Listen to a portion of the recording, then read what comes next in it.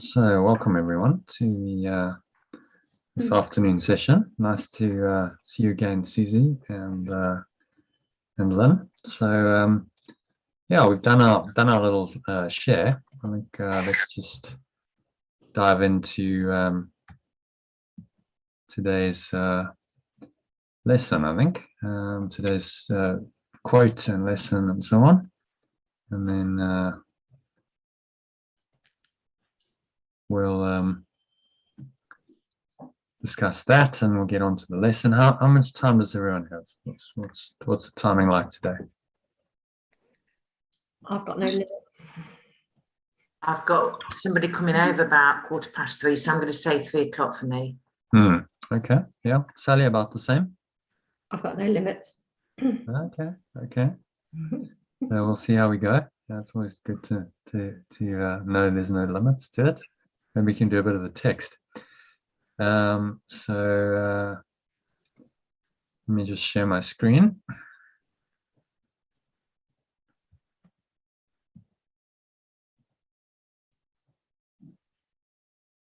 Okay, there we go. And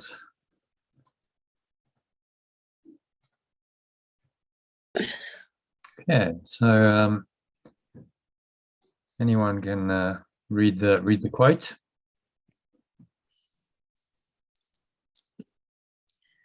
Though we are incomplete, God loves us completely. Though we are imperfect, he loves us perfectly. Though we may feel lost and without compass, God's love encompasses us completely. He loves every one of us, even those who are flawed, rejected, awkward, sorrowful, or broken. Any thoughts on that? I'm glad. Well, it's very comforting, but I think that the thing to realize is that God is not outside of you. Yeah. If it's some kind of external God idea that you still have, then this love can seem to be removed, and people can go, well, that's a joke. How can you say God loves me when, I've experienced all this pain and suffering and on and on. But actually that love is within you. It's your own loving awareness, which you've denied,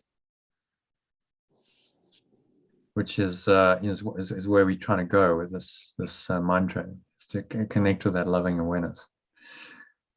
So if you want to read the first paragraph, today's inspirational quote, please. Today's inspirational quote by a German aviator and religious leader speaks of the love of God that heals all flaws, rejection, awkwardness, sorrow, and brokenness, because the truth is that all of these imperfections aren't real. In truth, you are the pure, formless awareness of perfect, unconditional love, without opposite, that can be called God. And as one of the earlier mind training lessons from the Course in Miracles workbook clearly states, there is no love but God's. Well, any thoughts on that?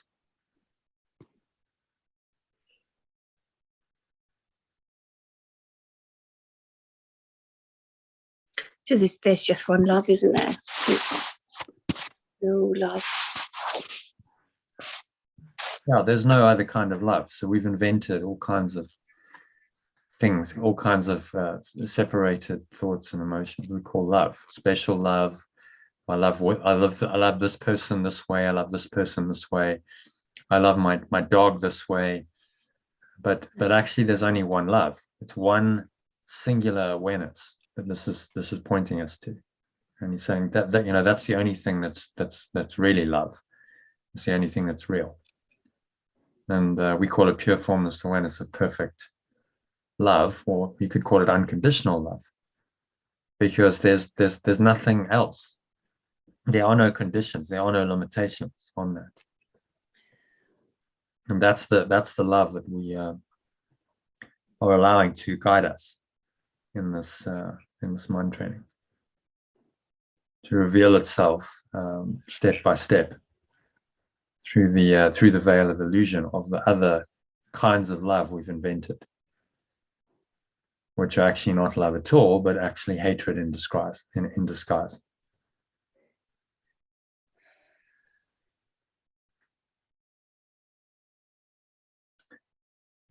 So, any thoughts on that? Comments, anyone? Okay, so Susie, if you can read the next couple of paragraphs, please. Why is this so, you may well ask? Because divine love is pure formless awareness before the universe of time and space came into seeming existence. So it is primordial reality, the timeless essence or ground of being, as it's been called by some philosophers, that underlies this physical universe of time and space. Divine love's meaning cannot be derived from an analysis of human existence. Its meaning comes from beyond the dilemma of human existence, expressed so potently by Shakespeare's character Hamlet in the play of the same name. To be or not to be, that is the question, whether it is noble in the mind to suffer the slings and arrows of outrageous fortune, or to take arms against a sea of troubles, and by opposing end them. That's one of the most quoted lines in Shakespeare. To be or not to be. That is the question. Suffer the slings and arrows of outrageous fortune, to take arms against a sea of troubles, and by opposing end them. So do we stay here in the dream and suffer, take arms against a sea of troubles, and by opposing end them? Or do we oppose the sea of troubles? I think what he's pointing to there is, you can actually change your mind. You can let them go and end them. Recording in progress. So you want to, yeah, there we go. Great. Sorry about that. Okay. Just done a bit of Shakespeare in your absence. I did To be hear or not that to be. bit. That is the question. To be or not to be, that is the question. What do you choose to be? In the end, this comes down to your self-concept. What do you choose to be? And every decision you make is a decision about your self-concept. So the entire universe of time and space is a projection of your self-concept. All of it is projection of a separated self-concept. And so we see our self-concept in the mirror of the so-called physical universe every day, every hour, every moment. Your sense perceptions show you your self-concept. Now you can choose. What Yeshua is saying is that you can choose. You don't have to believe in the separate self-concept that's been shown to you in the mirror. That's the default program of this world, because that's what it was designed to do. You can change your self-concept to the higher self, and you can see evidence, if you want to, of the love, the timeless essence, this divine love, the primordial reality, the ground of being that's everywhere. You can see that instead. And then you're choosing to be your true self, and you're choosing, in Shakespeare's words, to take arms against a sea of troubles, and by opposing end them. What you're choosing to do is something about it. No, I'm not going to just be the victim of this world, slings and arrows of outrageous fortune, as he phrases it, but to take to do something about it, to actually change my mind. I can do something about it. And most people, by default, choose the first option. Oh, well, I'll just be the victim of the world and I'll suffer. and then I can kind of, I've got some kind of victim identity, and I have a sort of victim martyr identity to comfort me. And so the ego is telling you it's actually nobler to do that. But actually the heroes and the heroines of this world take arms against the sea of troubles and say, okay, I'm going to do something about this. And this is in fact the purpose of my life, to let these go and to really learn who I am beyond the sea of troubles, to discover this divine love within me. And that's the hero's journey. So any thoughts on that? Just making me think of the fact that I keep getting lost at the moment. I've got lost. Well, I've got lost 4 times, kind of two times badly, and just last night and this morning, small lostness, like literally getting to places lost. Right. I've got when lost. you're walking or driving somewhere, you get lost. Walking, yeah, nearly 4 hours while I was away last week. Yeah. So that's the thing. That's my story I've got going on at the moment. I keep getting lost. Okay, interesting. So what do you think that means? Well, I feel lost, don't I? But why? Why do I feel lost? So lost? Because, like I said, bits of my life are coming together. Like my business is come together very well. Other bits are and other, there's the crazy stuff that I'm still aware of is crazy. But yeah, it's like, the universe is trying to tell me, I'm listening, but what am I missing? Because the first time I got lost when I was in Wales, and I'm not scared of getting lost, I'm not scared of any of those things, but it's the frustration and the anxiety of just not being able to find my way back. And I know it's also, I can hear the words coming out of my mouth, and I know it's all so symbolic. I don't want to keep getting lost though, because I want to know that I'm all right on my own, because obviously I'm always on my own when this is happening. Last night, I wasn't on my own, but that was a very small, not being able to get to, but rather than being lost, we weren't lost last night, we just couldn't get to where we were going. And then today another thing has happened with a taxi. Crazy, all this stuff you couldn't make it up. It's all signs. I feel it, I know it so strongly. I'm just like, what am I missing? No, it's all symbolic. If the world is a projection of your self-concept, and that's showing up for you, and what it's showing you, you're feeling lost, mentally and emotionally. And we all lost in this world. If you're identifying with the world and a false self-concept, and trying to find yourself in a false world, you're completely lost. You don't know who you are. Lost in time and space. It's that.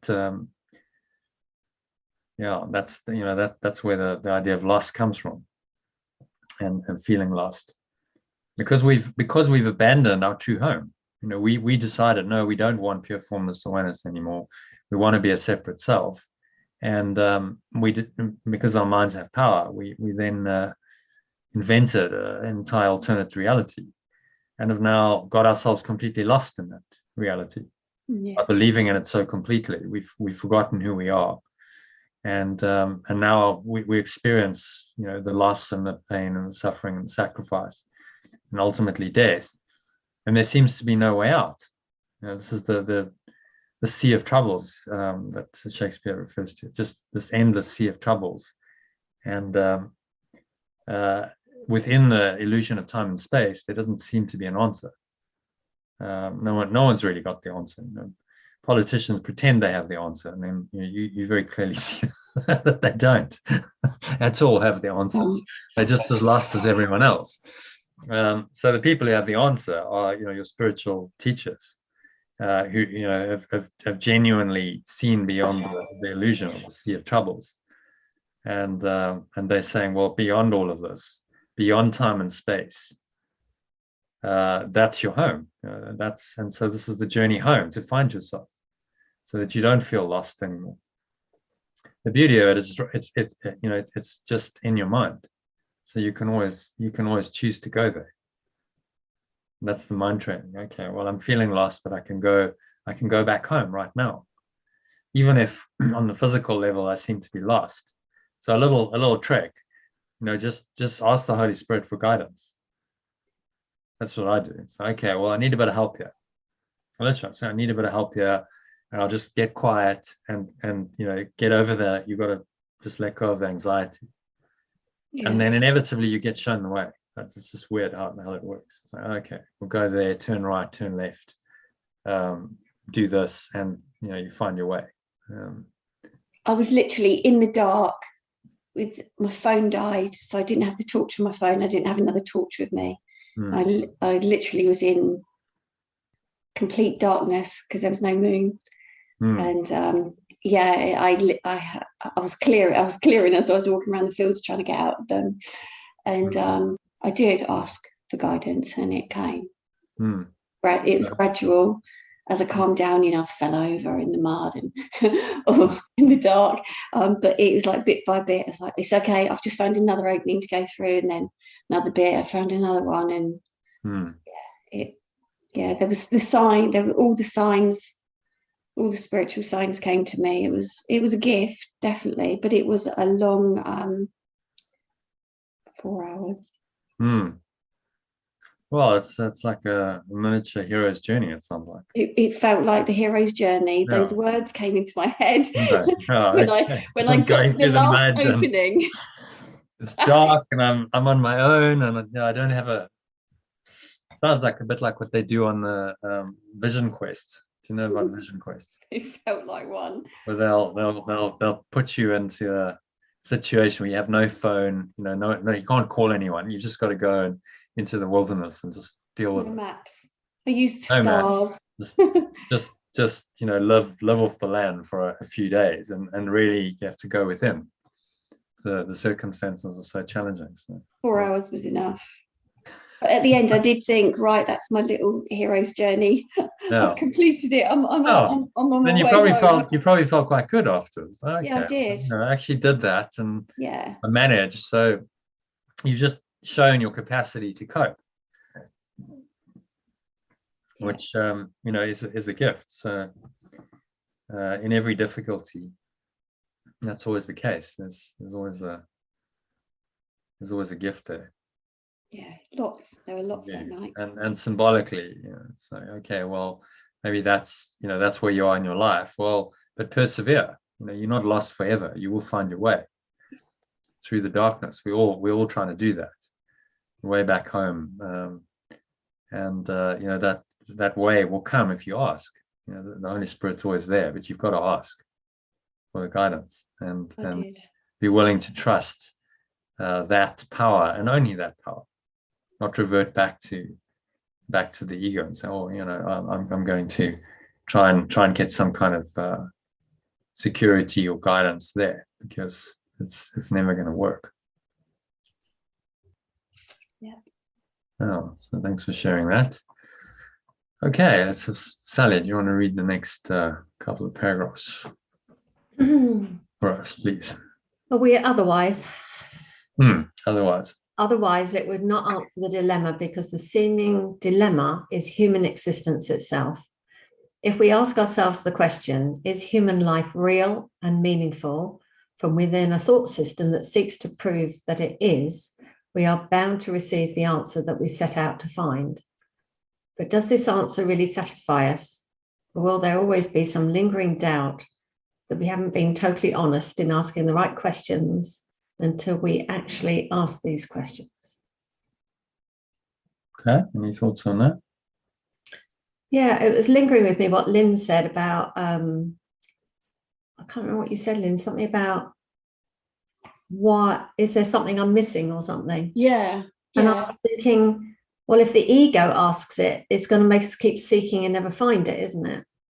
So it depends if we're asking it from within the ego illusion, or if we step out of it and can ask it from a spiritual point of view. Because it sounded to me as though, Lynn, when you were talking, you were like half in ego, which was like, I need to find my way through the fence and through this field.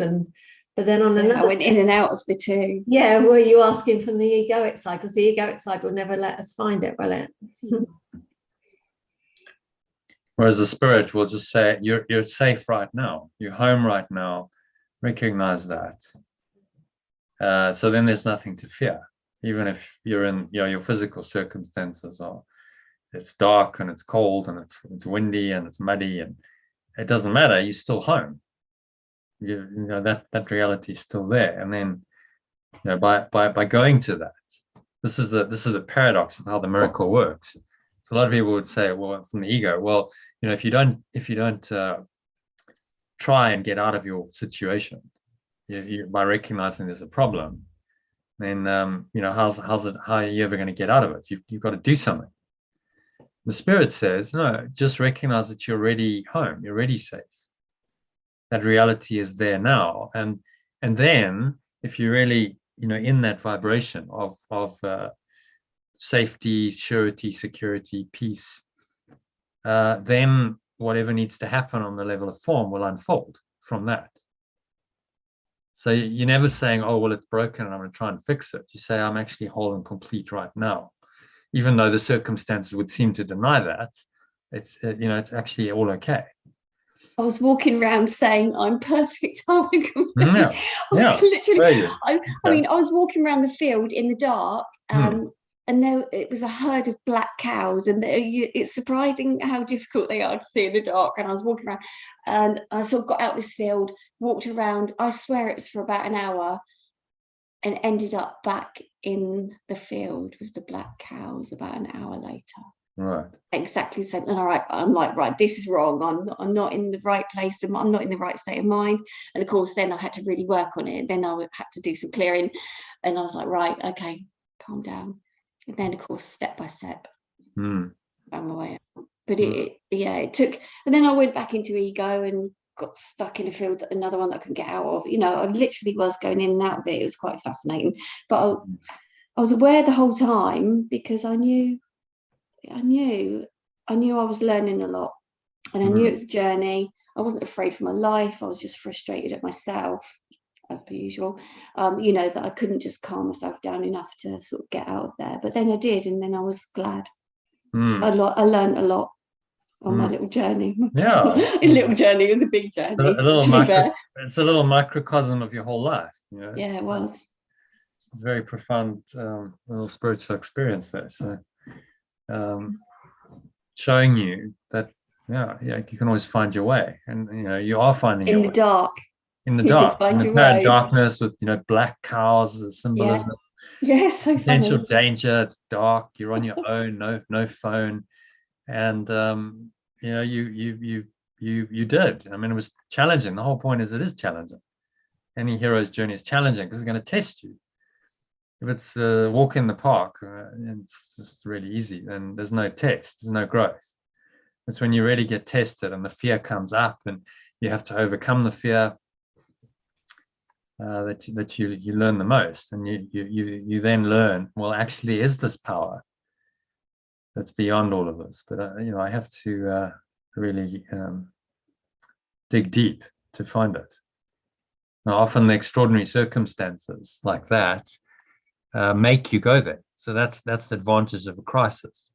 So, well, it makes you dig deep. It makes you go where maybe you wouldn't have gone if you're too comfortable. So in the hero's journey, what often is the catalyst for the hero's journey is some misfortune, some difficulty, some challenge arises that changes the status quo for the hero, and then they're forced to go on the journey.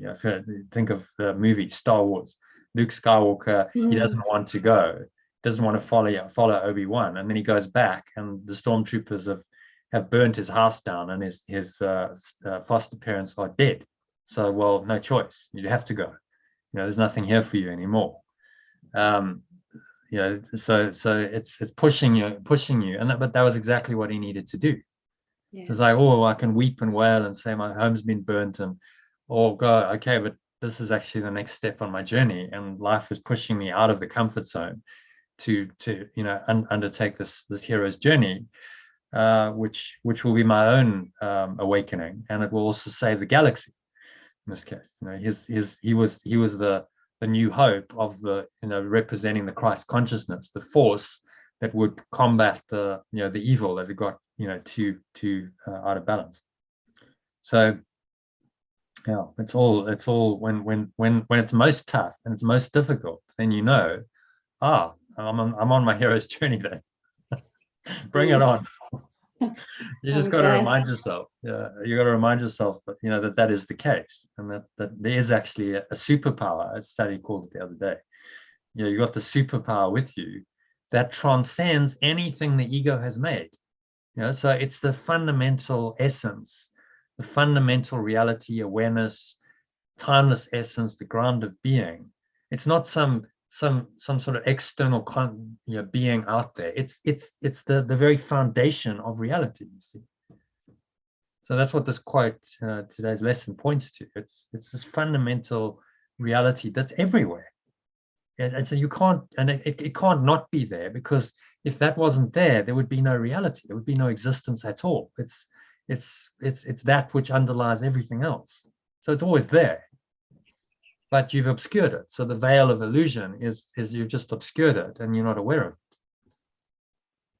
Walking around in the dark when actually the light is always there. Equivalent would be like actually you're walking around in the dark and you've actually got this brilliant light with you all the time. You just don't know it, so you can't use it. Another analogy, Eckhart Tolle gave in a parable with a beggar sitting on a box, and he's been sitting there his whole life, and he's never bothered to open the box. And then finally a stranger comes along and says, perhaps you should have a look in the box. And the beggar, why would I do that? But eventually he does, and he sees that it's filled with riches. It's got all these gold coins and jewels, and he's been sitting on it his whole life in poverty, not realizing what he's sitting on. All these analogies are there to teach us that actually that awareness is there, and it has to be there. If it is the fundamental primordial reality, the ground of being, the essence of what is, it must be in you too. It's the very essence of you, of your consciousness or awareness. Without that, you would have no awareness, you'd have no life. We couldn't be speaking, conscious, thinking. None of that would be possible if there wasn't this foundational awareness. So it's something that is self-evident, which many philosophers and so on have seen. It's a self-evident truth. Well, there is something there, and you can deny it, but that doesn't mean it's not there. It just means you've deceived yourself and you've denied what's actually there. And our journey is to find that, to go into the depths of that and really experience it for ourselves. So we know, yes, I know. Knowledge is simply, I know that I am that awareness, and there's nothing else. And you go, how simple? I mean, the spiritual journey is incredibly simple, really. I am just that awareness, end of, period, full stop, that's it, and nothing else. You see, it's the nothing else that we struggle with, because we've got all these other illusions, and those obscure it. And so in order to be just that awareness, we have to let go of any alternatives which we've invented. And so it gets confusing for us, because we believe the alternatives we've invented are real. And now it becomes a question of, in our minds, well, what is real? Who am I? What is real? These are the fundamental questions that we've come here to answer. So that leads us quite nicely into this introduction to the clarification of terms. I think we've looked at this before, but it's worth looking at again. So Sally, if you can read that, as Yeshua points out. As Yeshua points out in the introduction to the clarification of terms in the Course in Miracles, the ego will demand many answers that this course does not give. It does not recognize as questions the mere form of a question to which an answer is impossible. The ego may ask, how did the impossible occur? To what did the impossible happen? And may this in many forms, and may ask this in many forms, yet there's no answer, only an experience. Seek only this, and do not let the theology delay you. I think quite often we can ask, why is this happening? And you can go around in circles, can't you? How did this happen? Why did this happen? Why did the separation happen? Well, what you're implying by that question is that it did happen. So the question dictates the answer. You're assuming that it's happened, and then you seek to explain why it's happened, but then you're making the fundamental error of making it real by seeking to explain why it happened. Oh, that's okay then, Lynn. You didn't get lost in a field for 4 hours. It's all No. cool. That was in your mind, just a dream. Oh, that's the truth. Because maybe the resonance of having that in your energies created these other times when you've got lost. Yeah. So even this morning, even though it was a minor getting lost, it's still like a shadow or an imprint from that thought that you've got lost. Yeah. I haven't let go of it all yet. No, it's there symbolically to show you that, you know, this is what you've done in your life. But then there is hope. You know, you found your way out. Yeah. You find your way home. So, you know, there's, as I said, a miniature of a hero's journey to go beyond the fear and the doubt and the feeling lost to get you home. You know, the prodigal son or daughter idea that you will get home. And he's saying seek only the experience. Experience is I am safe right now. Everything's okay. I'm safe. Everything's perfect right now. Seek only this. Do not let theology delay you. And don't keep asking these questions. I remember John would, we had a number of conversations, and he'd ask these questions, and I go, but yes, saying in the end, there's no intellectual answer. It comes down to an experience. You know, it's an experience that's that this is directing us to. Seek only this and do not let theology delay you. And so you have the hero's journey experience that you had, and you go, oh, well, I know from experience now that yes, it's I can do this. I've had experience. So there's no doubt because you've experienced it. And then you move beyond these questions of, well, how did this happen and why did this happen? Because it's all intellectual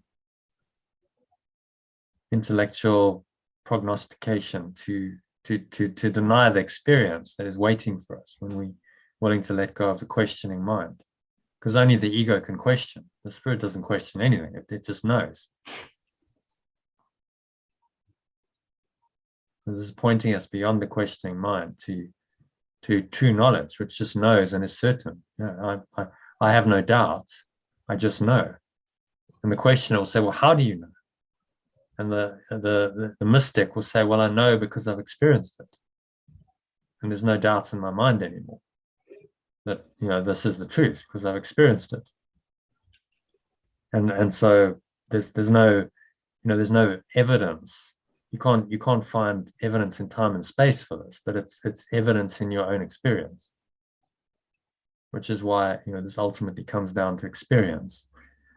Rather than any kind of, you know, the scientific approach will never lead you there, because it's not about experience. It's about trying to seek some kind of objective proof, and you'll never find that objective proof, because the objective world was set up to prove that separation is true. So you'll find evidence for separation. You're not going to find evidence for truth.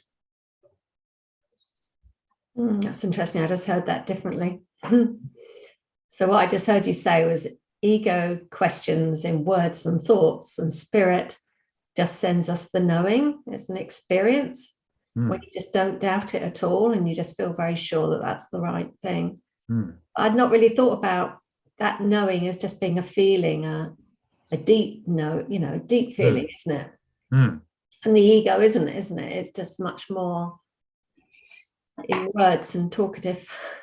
It's much more in the mind. You know, we talk about mind and heart, and it's like all here. It's like, you know, thoughts, and I'm doubtful, and it's scattered, and it's chaotic and confused. And then knowing, we call it the heart. It just tends to sit here and go, okay, I just feel. I have a feeling of certainty. It feels right.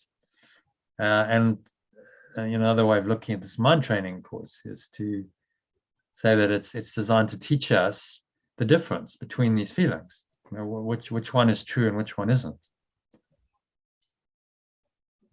But there is a very clear distinction between them. And the more you can see that distinction, the clearer it becomes to you, the more enlightened you're becoming, because you're able to discern them. Okay, that's all ego, mind, invented stuff. And this is the feeling that I'm trusting, and it feels right.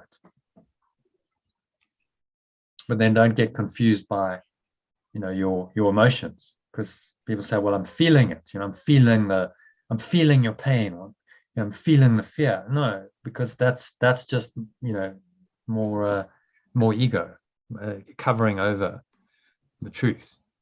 But deep sort of spiritual feeling, it's very difficult to describe. It just feels right. It sits right with you. There's a feeling of wholeness. There's a peace in it. There's a certainty.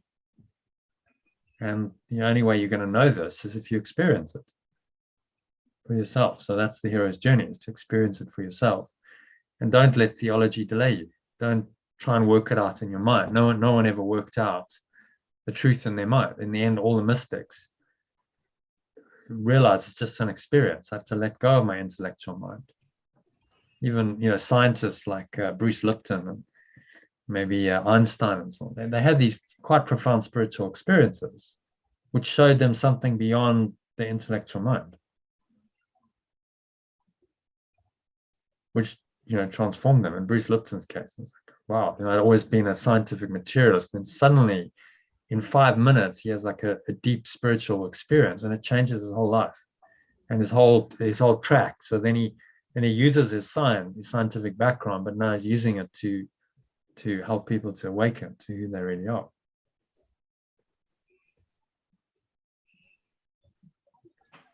So remember this, if you're tempted to go into the mind and say, well, how did the separation happen? Why did this happen? Just keep referring back to this paragraph. It's actually, there's no answer in those terms, because the ego's terms obviously will give you the answer that it wants you to have. You see, you've set it up in that way that you're going to get the answer the ego wants through the questioning mind. So you have to go beyond the construct of it and say, no, I'm not listening to any of that. I'm going beyond that into the feeling and experience of it, beyond words, beyond concepts. What does this feel like? And there the ego can't go. And so that's, again, what all this mind training is leading to. We're doing a lot of thought. We're using words and mind training lessons, and some of the concepts are quite complex, but that's all just to unwind. Really, another way of looking at this course is that it's trying to break your intellectual mind. And eventually you go, I give up. I can't get it intellectually. So I give up trying to figure it out intellectually. And then you're ready for the experience. That's really been my fault. So, I'm quite intellectual. So when I started with the course, I was like, oh, okay, great, get my head. And then at a point you go, whoa, this is just, and you have an experience, and you kind of let go of that, and you go, okay, but the answer, the intellectual mind can lead me to the point where I'm ready to let go of it, and that's helpful. And so, okay, that's part of the journey, but I've got to let go of it if I'm ever going to get the answer, and just be willing to have the pure experience of God, of pure formless awareness, of perfect love, and surrender to it. When you have that experience, you realize the intellectual mind just cannot give you that, and never will. Intellectual mind was made to cover that over. And then you just stop doubting and asking questions like this. So then you just know. And if someone says, how do you know? Well, I just know. What else can you say? I've had a journey, I've had all kinds, and I just know. There's no doubt in my mind. Which is why this is elusive for so many people. They want proof, they want evidence. Show me God, show me evidence of God. Well, you're not going to find that in the material world. If you're looking in the wrong place, how can you expect to find it there? But if you seek it within you, and then your perception starts to change, and then you look outside, you will see evidence of it in the world, because It's the ground of being. It's the fundamental reality. Okay, so any thoughts, comments, questions on that? Let's go to the next. Just ask, sorry to keep talking, but so the fact that I'm having these little losing moments since, what do I need to do? It's like, just tell me what to do. Why am I'm like, I don't understand. Why? Just let go. You need to let go. Feeling lost. Yeah, that you can be lost. Okay. That's what you need to do. All right. So in the moment, if it happens again, remind yourself, I'm not lost. Although on the physical level that seems to be happening, actually I'm at home, I'm safe at home, everything's fine, I'm okay. Spirit is with me, love is all around me. There's no possibility of me ever being lost, because this is my own awareness. How can you lose your own awareness? It's a ridiculous idea, really. This is the insanity of the ego. We've apparently lost our own awareness, and we're looking outside of ourselves to find it. It's bizarre. How can you expect to find what's always there? What's always been there? How can you find it outside of yourself? So if it happens again, just remind yourself, it's right here, right now. And this awareness can guide you in every situation. It's always present, it's ever present. So it doesn't matter what's happening in the illusion of time and space, on the timeline, consciousness. Okay, so I'm lost again, apparently, in the dream world, but I know I'm not lost. So I go back, I go into that state of mind of not being lost, being whole and complete. And then from that place, you ask for guidance. Okay, well, show me that. And on the level of form, you'll be given the guidance. Go there, look. Go do that. Follow that way. Take that way, and it never fails. I've done. I like running, so I've been in different parts of different countries, and sometimes you're running, and I'm like, oh, okay, well, let's go off the beaten track, and so okay, I'm not quite sure where I am now, and it's getting dark, and okay, well, I just ask for guidance. Show me a way, and then inevitably, it's like, oh, okay, just I get a feeling, go there, and it always works out. And I kind of trust that. I know that it's always going to work out. So I'll put myself in this situation because I know, well, it'll be fine. So in a way, you did that the other night. I mean, the rational person would go, well, how on earth did you end up in the middle of nowhere in the dark with no mobile phone? Like, how did you get yourself into that position in the first place? But you did it because maybe you needed to have the experience. You see? Definitely. So it's when you understand it on a deeper level, and those kinds of experiences make sense. And if it happens again, it's just another opportunity to deal with that feeling of being lost. Oh God. Okay, yeah, thank you. Go into being found instead. That's the answer, isn't it? Yeah. Go into the state of being found instead of being lost. Yeah. And then the form will always follow. Your state of mind is primary. So you change your state, then you can't stay lost on the level of form for very long if you're in a state of being found. Yeah. Within. It's not possible. Something will happen because that's the way the projection works. So if we cut off the connection, isn't it? It's all mind. So if you're in that state, then something will change on the level of form that's going to change that state of being temporarily lost, and some miracle happens and you get shown the way. Someone picks you up. I remember a couple of occasions we were in France a few years ago. Deborah was actually pregnant, and we went off walking, and then got terribly lost. And it's not getting dark. It's upper state at night, and it's starting to get dark, and she's tired and she's getting grumpy, and it's like find a way. And I'm like, okay, well, show us the way. And both times someone comes along and picks us up and just takes us back to the car, and it's like, okay, well, there we go.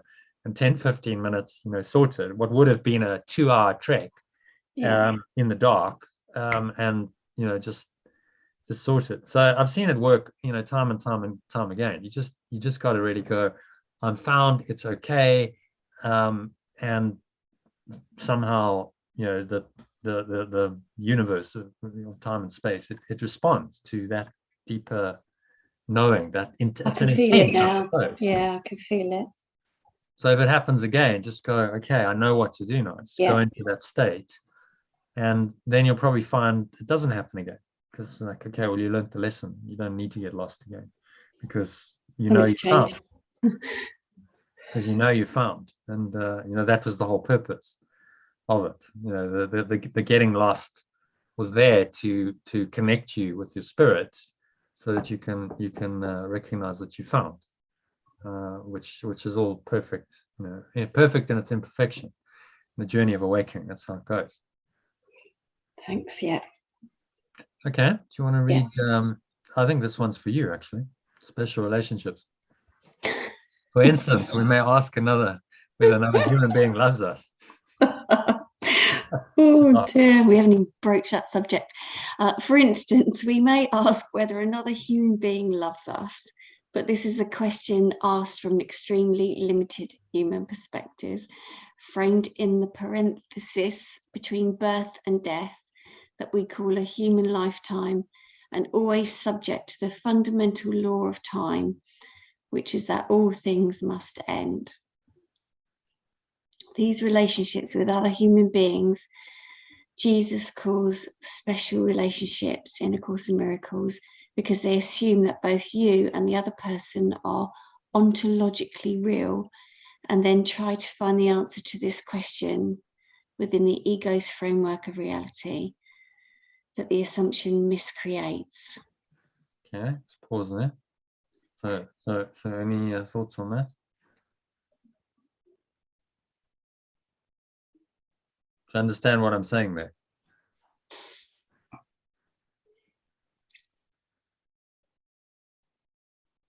Well, yes, because we're all one. So it's like asking if something else loves me. It's me. It's, do I love myself? Well, again, the question assumes that separation is true. I, separate self, love. Does this separate person love me, separate person? It assumes that separation is true. So in that question, you've denied, divine love. You've denied the unconditional, because you're assuming that now you are separate, and now one separate being can love another separate being, which is impossible, because love is one. Love is one singular awareness. So the idea, when you say I love you, that's not true. The truth is I am you. I see you as myself. This is why the greeting namaste, so powerful. I see you as me. You are me and I am you, and I recognize that. That's the divine love, unconditional love that Yeshua is pointing us to. Otherwise, we caught up in the special relationship, trying to find the answer within a flawed framework. I love you. Okay, it's two separate people now trying to find love, and of course you're never going to find it, because it's a setup. You set up not to find it, because you believe that you're a separate person trying to find some other person, separate person, to love you, separate person. So by definition, it's designed to perpetuate your separate self and their separate self. Now, how can you ever find divine love in a setup for separation like that? Well, you just won't. Which is why all special relationships ultimately disappoint, because what you're really looking for is beyond that. You're never going to find it in a special person, because there is no special person. That's the whole point. There is no other person who is special. They don't exist. They're a figment of your imagination. You see, so you can't ever find the satisfaction you're really looking for in that special relationship with a seemingly special other person, because that whole idea is based on the idea of separation, which is untrue. Yeah. It's coming more and more clear to me. So our job is to let go of that. Say, okay, I recognize the delusion of this. And I recognize that as long as I keep trying to find love there, I will never really find it. And I will continue to be frustrated and lost. And I think this dovetails with your lost experience. Yeah, I because know. you're seeking it. Very You're evident. seeking some kind of satisfaction where you're never going to find it. And so then you're lost and you feel like you're going around and around, coming around, cycling around to the same point again. Yeah. So the field experience, going around, coming back to the same place, that seems to be what you're doing in your life, in that area of your life. Yeah. And it's to recognize, okay, I've got to change this because I'm just doing the same thing over and over again and expecting a different result, but actually the result's never going to be different. And yeah, again, I've said that to myself. And then it's just accepting that. And what a relief when you actually go, okay, I get that the special relationship will never give me what I want. Then you're willing to drop it. It's okay, I'm not going to look there anymore. This isn't intelligent. I'm going to let it go. That doesn't mean you don't have a relationship with the person, but that relationship is now not a special relationship. Yeah. That relationship now is moving to the holy relationship where you go, I see you as myself, right? We are apparently two separate beings, but that's an illusion. And in fact, the whole purpose of our relationship is to awaken both of us to the truth that we are one. And that's the only real purpose for this relationship. But you have to let go of the idea of the special relationship offering you something in order to open yourself to that idea of the holy relationship, because they contradict each other. You can't have both.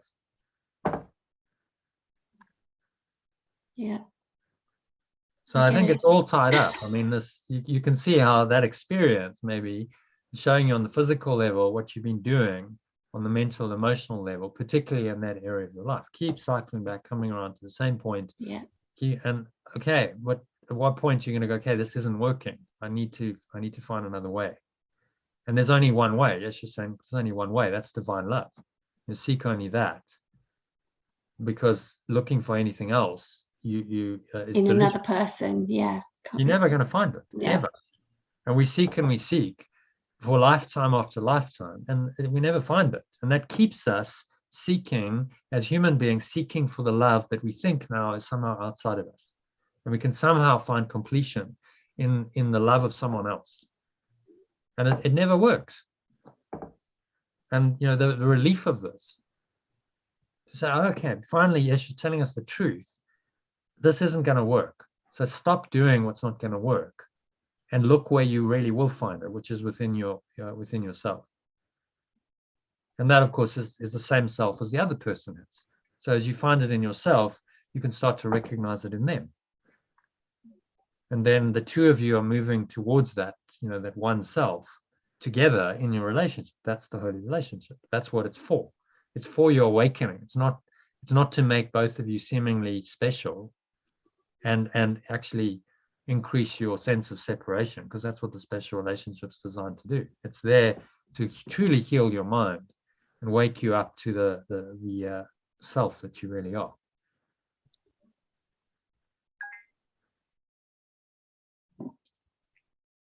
Okay, so any thoughts on that? I just got it. I just got it. Yeah? Did something land for you? Good.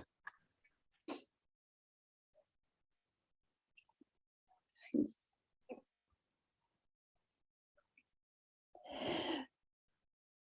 I get it. Okay, take your time.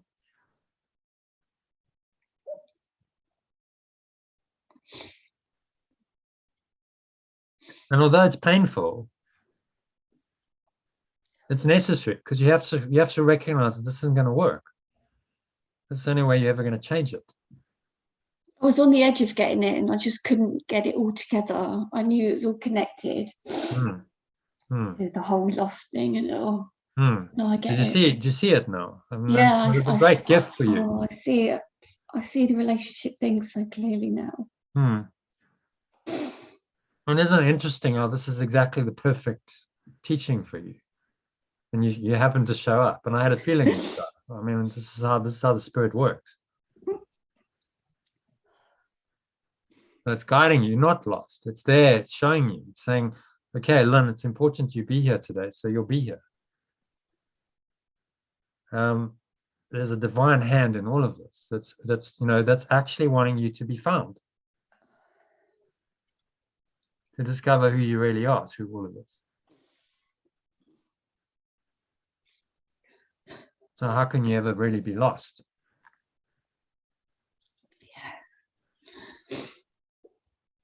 But if you keep seeking, the problem is if you keep seeking for the answer where the answer is not, then what you're saying to yourself is that I'm lost. That's what I've got. Yeah, That I'm lost and I'm still seeking and I'm looking for it. Yeah. I'm not finding it. I'm frustrated.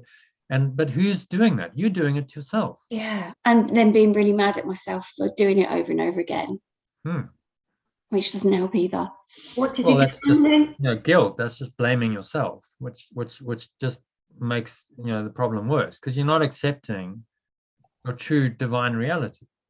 And it's all a game to, it's a game of smoke and mirrors to deny that and to keep looking somewhere where you're not going to find it, so that the separate self can maintain itself in your mind. So the special relationship is the biggest defense that the ego has. That's why he spends nine chapters on it in the course of the text. It's just a literal change of perspective that I had. What was it, Lynn? Can you explain it? It was how can I explain it? It was really simple, but it feels massive. It's that really simple thing of I go to him because I'm looking to find that love. It's crazy. It's crazy that I'm going, I can't explain it. But I've just got that thing of I've just got to find it in myself. Then it's never gonna, it's never gonna be whatever happens between me and him. It will be all right. It will be all right because it's your own awareness. I'll have that. I'll find more love. I'll find that love in me instead of seeking outside yourself. Which sets you up time and again for disappointment and pain and suffering, and because you're looking for it where you're never going to find it. Because at some point you have to go, okay, this isn't working. It's just, I'm never going to find it here. Why is it you can hear all these words sometimes? I know I've heard all this before, but it never makes sense. Well, it's deep-seated. I mean, we're looking here fundamentally at your self-concept. So you've identified your self-concept, Lynn, with the relationship, and you use the relationship to perpetuate the self-concept of Lynn. And so it's really hard to let go of it because you're letting go of your self-concept. And no one wants to let go. The ego doesn't want you to let go of your self-concept because that's what it believes it is. And that's why it's hard. You're not just letting go of a relationship and another person. You're letting go of your own self-concept. But you have to let go of that self-concept if ever you're going to find peace and happiness and the true love which you're seeking, because that self-concept is what's denying it. And it's preventing you from ever finding it. I can see. In yourself, yeah. And, you see that, that's major awakening. Okay, I see that. Suddenly it's like the clouds open and, you've been lost literally in the darkness. Suddenly there's the light and so, okay, actually there's answers. The answer's there. But you haven't been willing to see it because that self-concept wants to keep you on the same treadmill, seeking outside of yourself that you've done your whole life, looking and never finding it, and then going, oh, poor me, I'm so unfairly treated because no one loves me. Which just perpetuates your self-concept that you're unlovable. Do you see how it works? Yeah. Around and around and around you go on the hamster wheel of the ego. And only you can stop it. Yes, you're saying to us, look, you need to wake up spiritually. Only you can stop this. No one can do this for you. You have to decide, okay, enough is enough. I'm going to stop this insanity. And I'm going to seek where I know I will have success. That's within me. And I seek there, I cannot fail because it is in me. It's It's your fundamental awareness. It's the ground of being without which you would have no existence at all. So it is the ultimate truth of yourself. It is there. You just covered it over. And you've been playing these games to cover it over for your entire life. And of course, it's painful when you realize that I've been playing a game and I've been deceiving myself. But well done on, you've got to face it and go, okay, I see what I've been doing. Because then you can stop it. Yeah. Okay, enough. Like how much more do I want to make myself suffer? Am I willing to let this really unhelpful pattern go now? And it will be what it will be. The person will the relationship will either evolve into a holy one, or you don't continue, and that's okay. Because the point of your life is not to make that relationship work. The point of your life is to wake up to who you really are. That's the point. Yeah, I know. Yeah, I can see it. So, if it served its purpose, then okay, you can move on gratefully and without any resentment or anger in your heart towards it, and say it was all great. In fact, he was the perfect teacher. He was the perfect lesson for you to teach you this. Once you've learned the lesson, you don't keep needing to learn it again. You've learned it. Yep. Maybe then the miracle is that he shifts and you enter into a new kind of relationship and it becomes a holy relationship. Maybe not. Who knows? But it doesn't matter because you're not. Because I'm still not looking outside. I'm still not looking outside of myself. So it's all right. Whatever. It's okay. Whatever. Because you're not attached to the outcome and the level of form. Say, well, I need this person in my life because without them, I'll be bereft. And you don't know. You go, actually, I'll be fine without them. It's fine. It's all just been a lesson.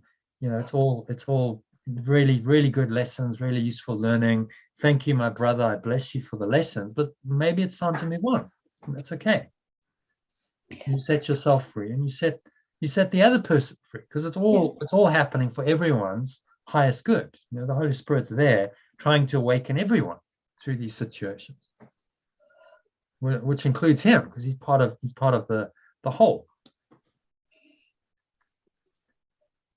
And so instead of trying to hold on desperately and clinging on to this, you can go, okay, I can just let this go and I can be free and I'm okay. Then you need to realize I'm okay as I am.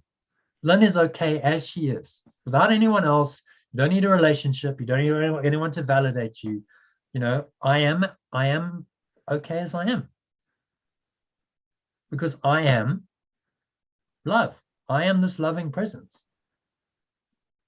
That's what clicked. Oh. Just say it. I am love. I am love. I am love. So how can you ever lose it if you are it? It's not possible. You've been attempting the impossible for a long, long time. I know. Pretending you've lost what you are. You can't. It's insane when you look at me. You've got to laugh. It's just like, what have I been doing? 54 years of it. 54 years of pretending to be lost and trying to find, but not really wanting to find the answer. You see, this is the problem. The ego is a seek and do not find the answer, because it's always going to try and get you to look somewhere else. I feel incomplete. So instead of really looking at that and saying, well, that's just my own belief, it says, well, go look somewhere else. And the special relationship is a primary place that people look to complete themselves. And it never works, ever. Our society is addicted to this idea of the special relationship, but it never works. It's never worked for anyone, ever. And yet we continue seeking. So fortunately, you've got the answer. You just have to remember this. Yeah. Don't be tempted. Not get covered up. Just go, okay, I have the answer. I am love. Every day, I want you to say to yourself 10 times in the morning, 10 times at night before you go to sleep, I am love. Say it in the mirror. Say it like, I am love. I've started saying, I love you. I love you. This is what I've been doing for a week. It's obviously going in somewhere. Yeah. But I am love is much I am love. Because I love you implies some kind of dualistic split still. Yeah. I love you. Okay, so who's the I who loves you? Who's the I and the you? Okay, well, now there's still two going on. Yeah. I am love is like I am that presence. There's only one. Yeah. You claim it and you own it, and you start to operate from that different frequency, and things change. Your relationships will change, business will change. I mean, things are already changing for you, getting the positive signs. Yeah. But as you say, there's certain areas of your life which aren't in alignment with that. So it's like, okay, well, this is, Yeshua's asking for it all. There's no like, oh, well, I'll keep that to myself. So I'll have the ego in charge there in that aspect of my life. But, you know, in the business, I'm quite happy to let go and let spirit do it. It doesn't work that way. He's saying it's an all or nothing deal. This, you give it wholly, completely to the spirit, or the ego's in charge, and you're always going to have that split. You're always going to have that inner conflict. If you've got those two voices going on, you're never going to have the certainty because you've got a split mind. And you know, it's telling you to do different things.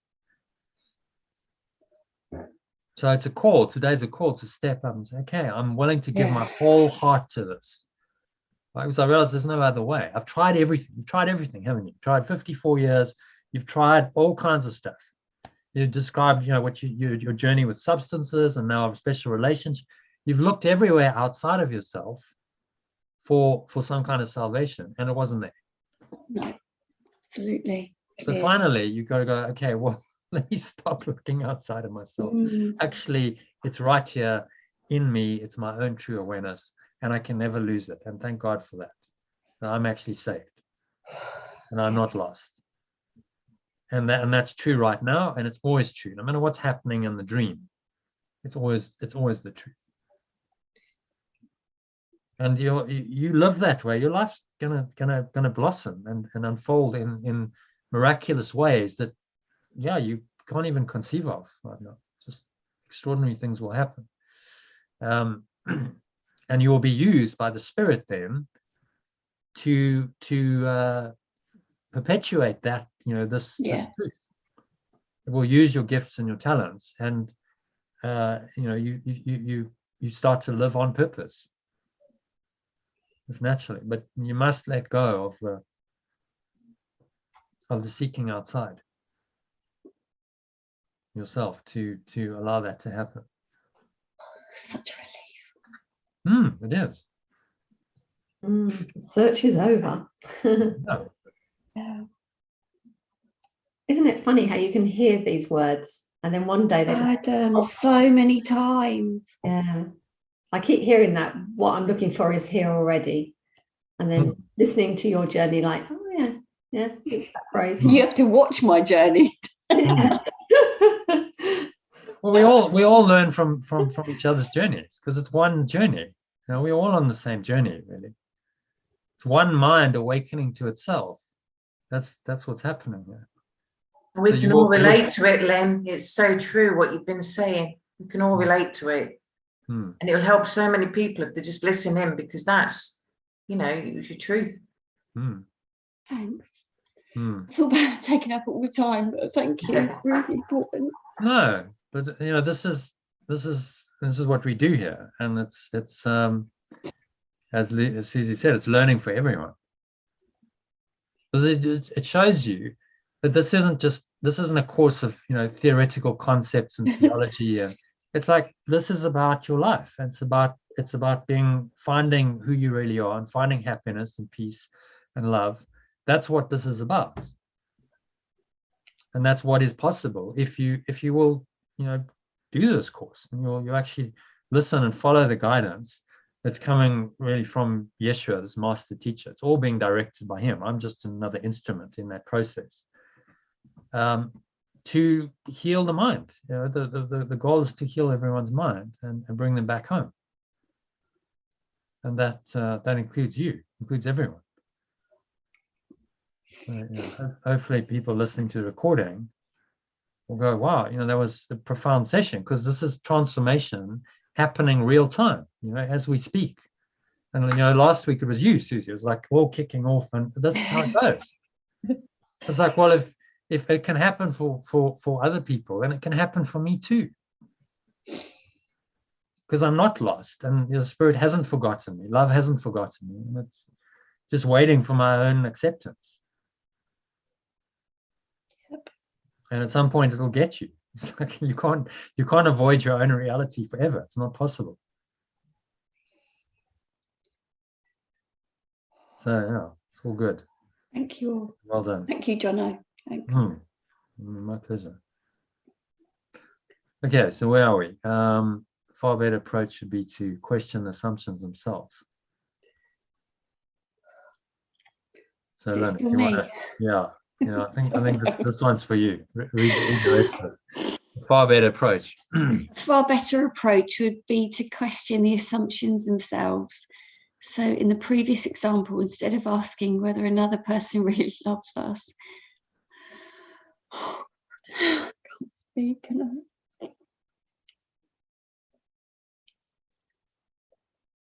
Because you ask yourself that often, don't you?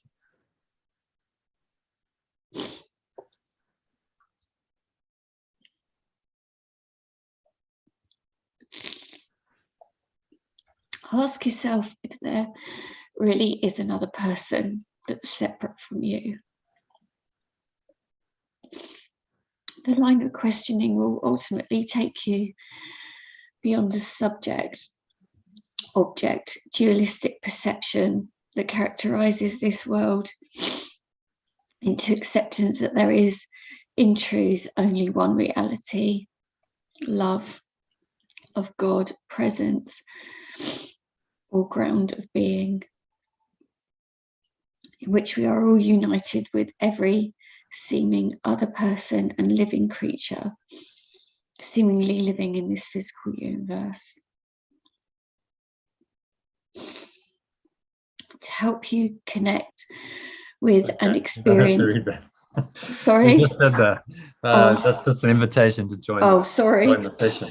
Oh, God. It's done. So, and I have to say, the Holy Spirit delivered to help you connect with and experience this eternal, infinite I see reality. it now. Well, there you go. You know, it's just happened. So it's about connecting with this and realizing that you are this, and no matter how lost you think you are, this is always there. You cannot really lose it because it's your own, fundamental awareness. And our life is just about accepting that. It's a very simple truth. Do you accept it or do you deny it? So that's simple. And you deny it in subtle ways. You deny it when you look outside of yourself for love. Yeah. When you come from a place of I'm lacking love and I want someone to now love me, to fill the hole. You deny that you already are love. You see how the ego works. Yeah. And so there's no hope there, because in that pattern you're denying the truth, and you keep You're never going to get the happy answer. No, you're never going to find it, because the searching is determining that you never will find the answer. Yeah. This is why the Buddha said, desire is the source of all suffering. The fundamental insights about the human condition, because we desire something to fix us, something that's going to make us better, to be in a better state. And through the desire, we deny that we're okay. We're saying basically, I'm not okay now. I'm not love now, but I'm still looking for it. So the desire is the seeking. And every spiritual master comes to the same realization. I have everything now. It's already in me. So I need look nowhere else. The search is over. Now come home.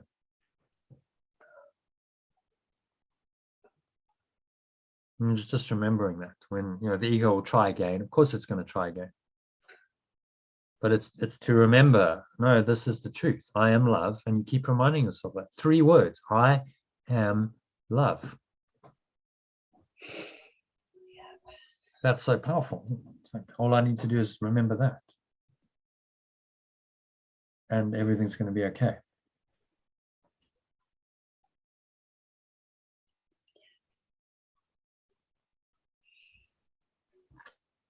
Okay, so any thoughts, comments, questions on any of this? That was really profound, Jono. I loved watching that. I mean, and I know it was your experience, Lynn, but boy, that was powerful. and it will resonate with so many. Because that's what we do. We look at others all the time instead of ourselves. Yeah, I get what Sally says now. You know, when sometimes when she's watching me, she'll tell me, and I think, I really get that now, Sally. Yeah, it's so lovely to watch somebody else go through it, and you're kind of experiencing yourself, aren't you, as you're watching it? It's lovely.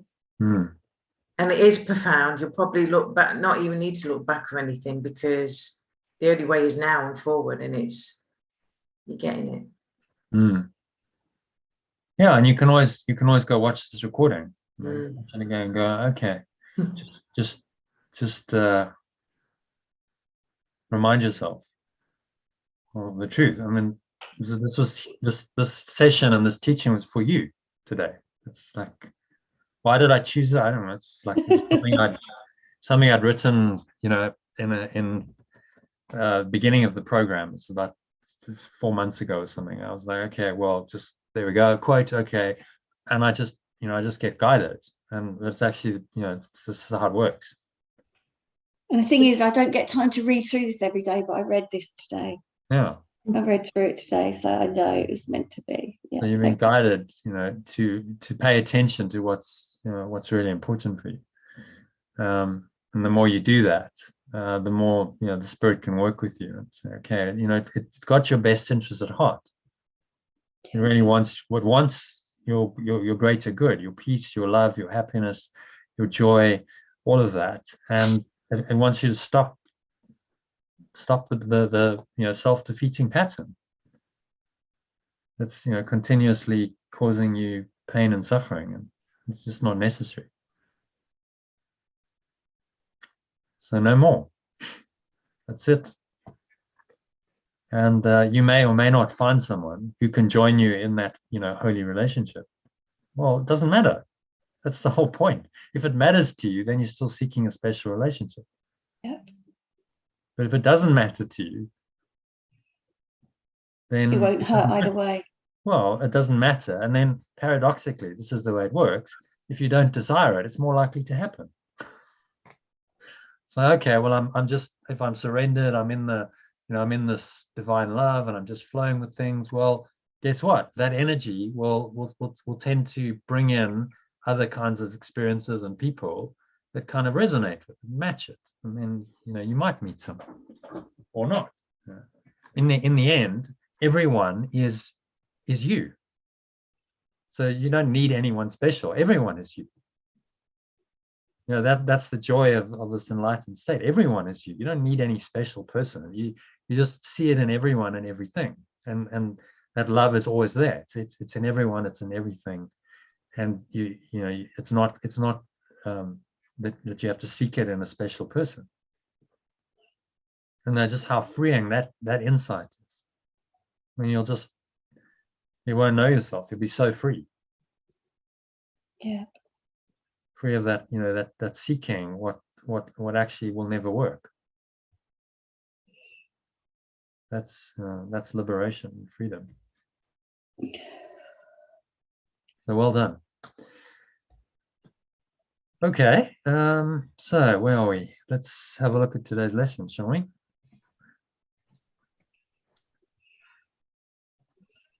(264). So let's have a look at what is the body.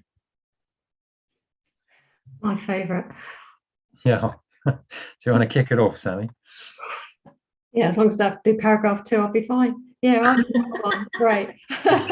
Okay, we'll leave that to someone else. Read number 1. Maybe listening to somebody else do paragraph 2 might help me. All right.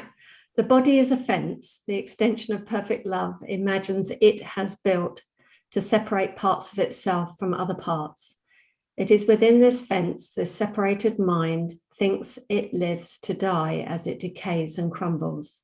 From within this fence, it thinks that it is safe from love.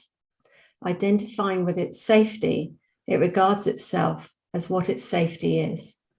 How else could it be certain it remains within the body, keeping love outside?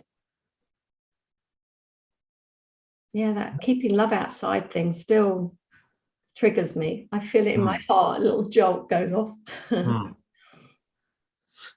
So So what he's saying here is this was the purpose of the body. The fence.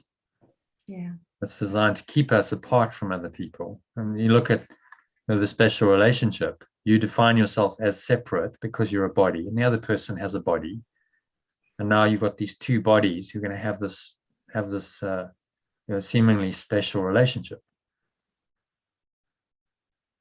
But it's not true. Actually, that whole construct is designed to keep love outside. The special love actually denies the divine love, and it stops you from freeing yourself of the prison of body identification.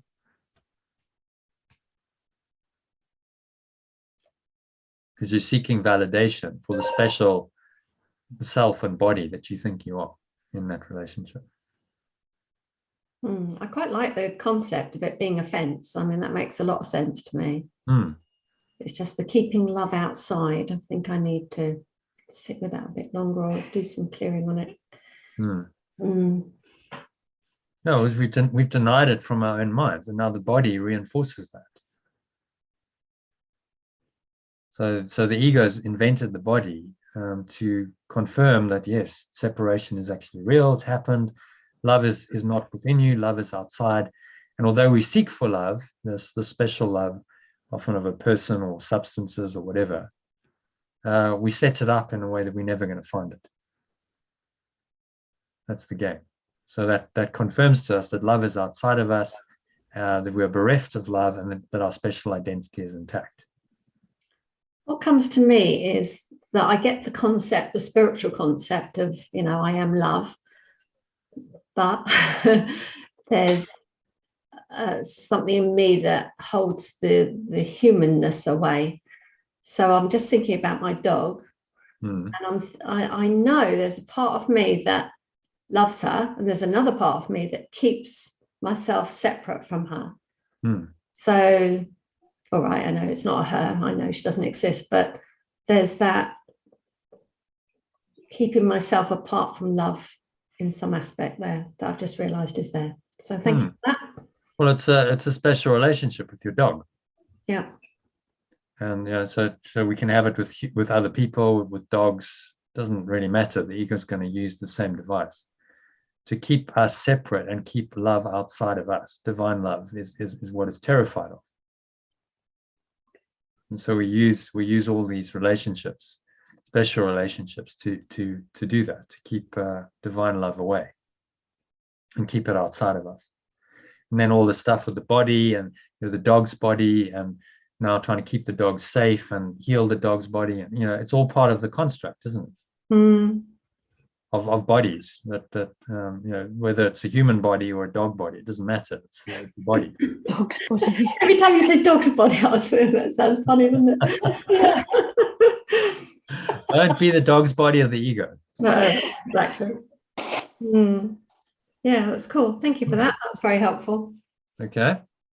So happy with number one. Let's move swiftly on to number two. Let someone else read it. Susie, would you do the honors, please? I was going to say, I could get what you're saying there, Sally. I think there's something there, but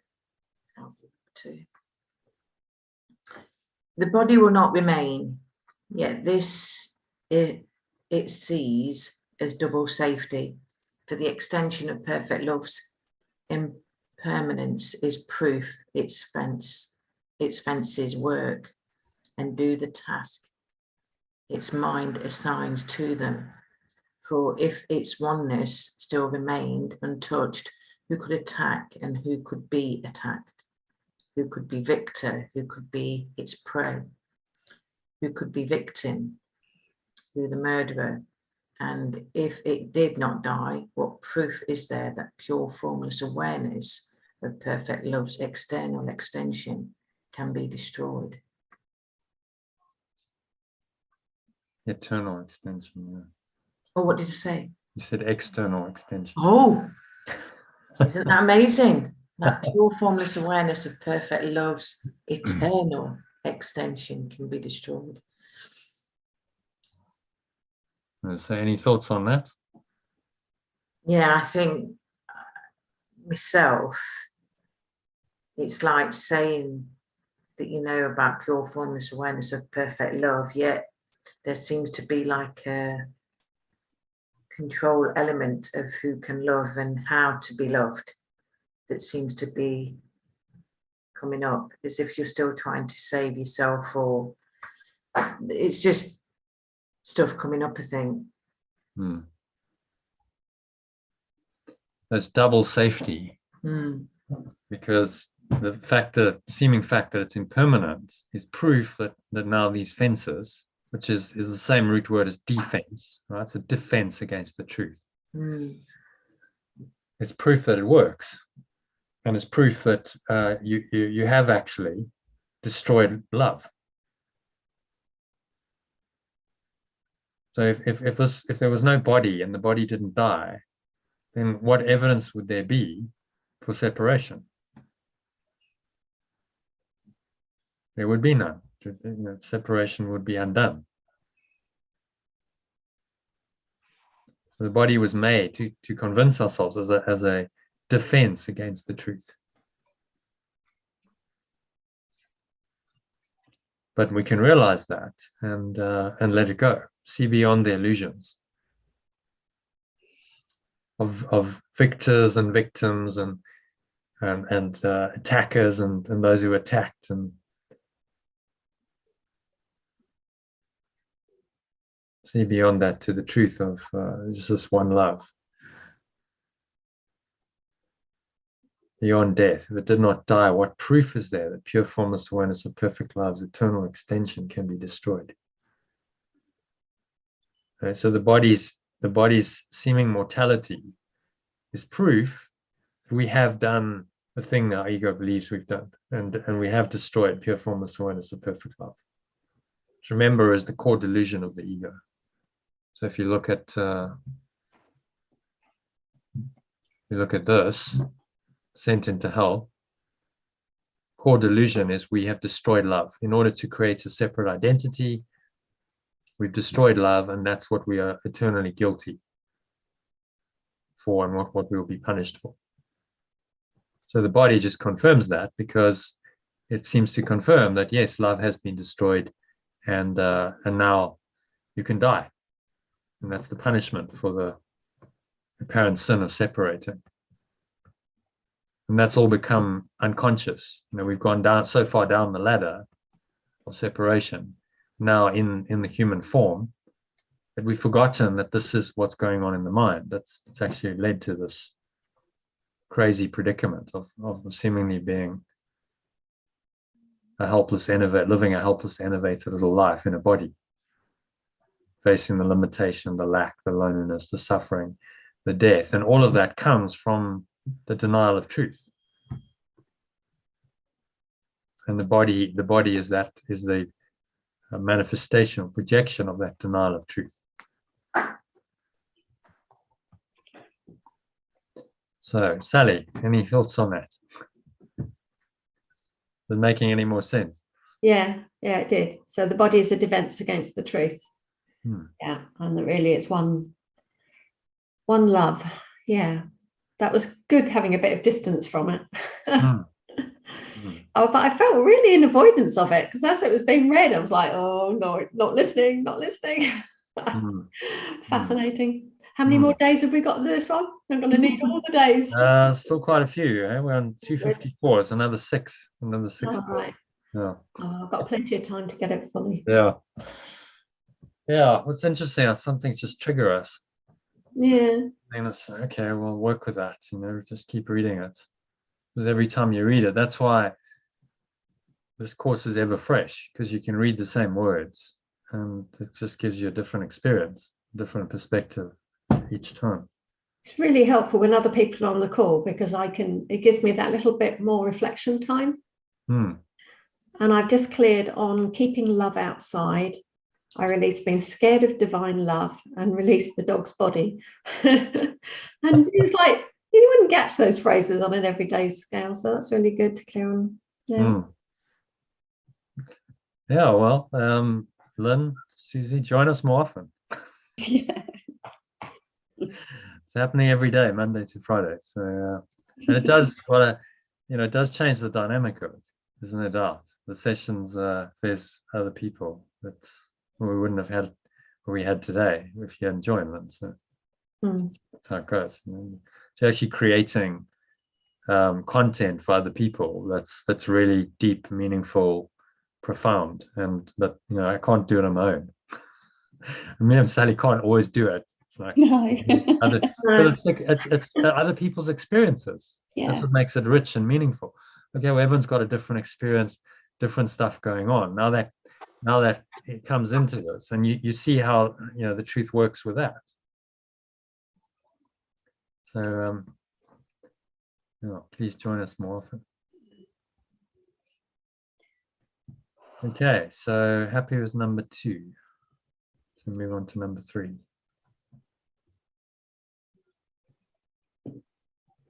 Is this me? Yep, you can read that if you like. The body is a dream.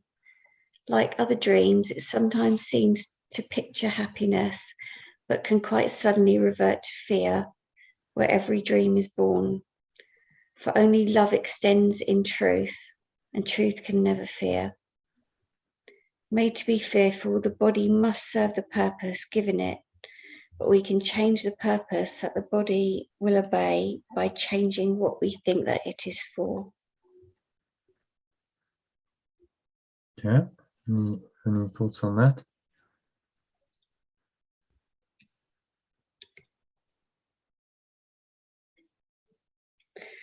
I can see how fear literally shows up and manifests physically via our body. You experience it as a feeling in your body. It's like it's illness. It's things like illness, isn't it? To show it up in a big way, changing what we think that is.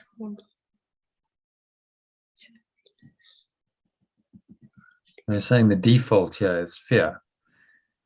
That's what we tend to default to.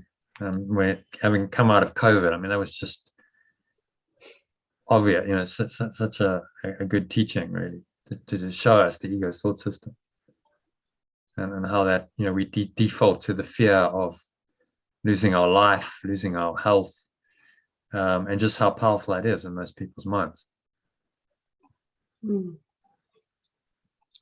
But he's saying we can change our minds. We can change the purpose that the body will obey.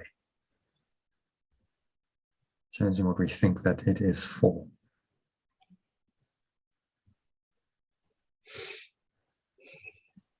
So the body is not to perpetuate a separate self. The body is not to make us suffer and die. The body is not to seek for another special partner.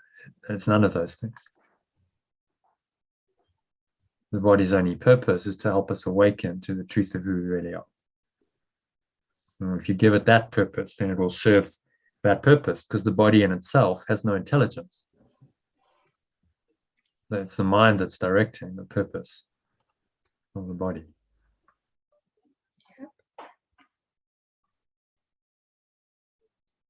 Okay, do you want to give a little summary of that?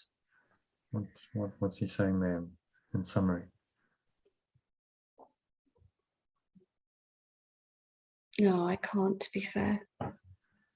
Okay. Why not? I feel it's one of those things where I hear the words. I know it. I know the truth. I know I don't know the truth. Part of me knows the truth. And yeah,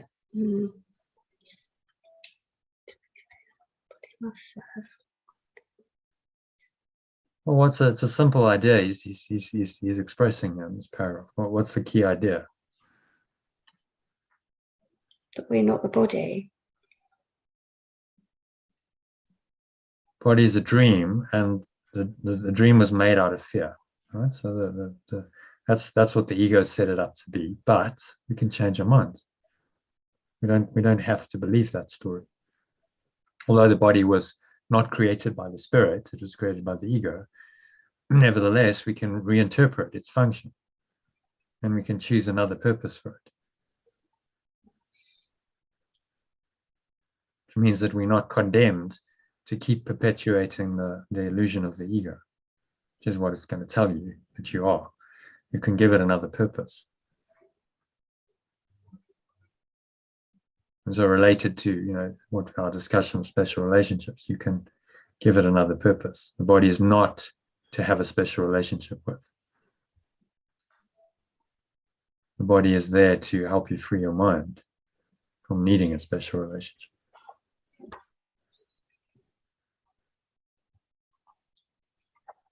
Yeah, I'm gonna have to delve into that a bit more, because I'm aware that I'm blocking. I've got some block to that knowledge. Because you still identify yourself as a body. That's the block. Yeah.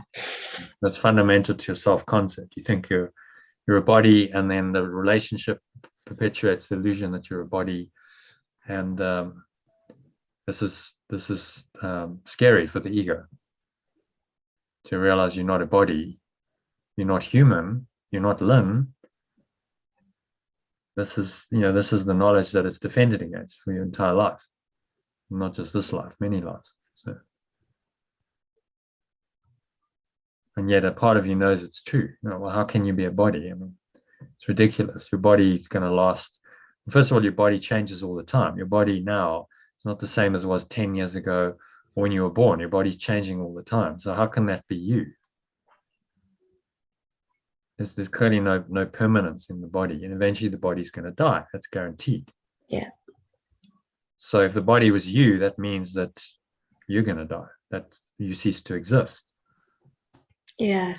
Which just can't be true. If you're eternal, and there's so much evidence that you don't die.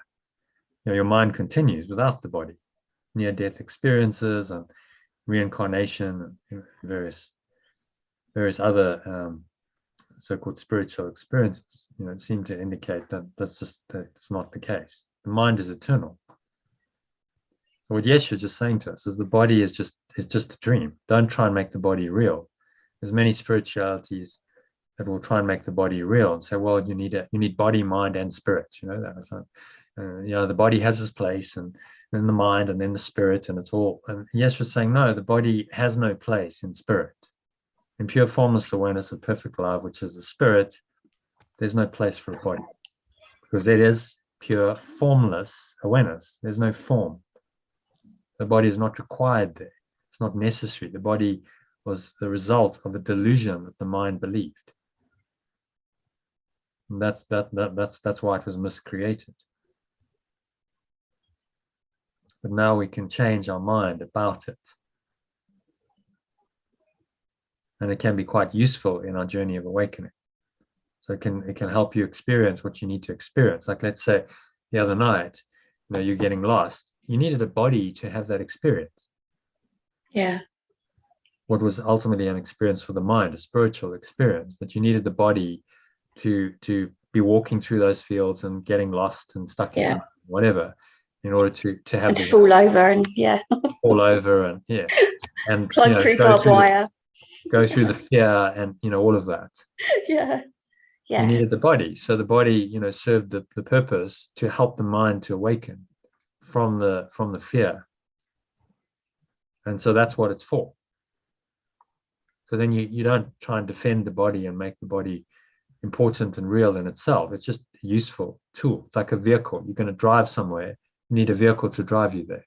But you don't think the vehicle's you. It's just useful to get you from A to B. So it's the same idea with the body. The body is the vehicle that allows you to have an experience here that can be helpful to your awakening. In fact, you have to have a body in order to experience the human experience, which is where you're going to see all of your delusions and you're going to be able to let them go.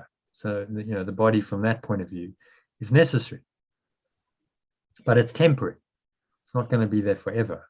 It's useful for a time, this time of this lifetime, to help you to do this work, to correct your mind so that you realize you don't need a body. That's enlightenment. I don't need a body. Why would I choose to come back and be born again into another body? You realize the insanity of that. There's no reason for that. So yeah, so you go, yeah, well, that's where this is going. It's the you are that pure awareness, and there's no need for a body, and no need for a separate identity in that awareness at all. So then number 4, it says the body is the means. Do you want to read that, Susie? The body is the means by which pure formless awareness of perfect love's extension returns to sanity, though it was made to fence it into victimhood without escape. It has the goal of pure formless awareness.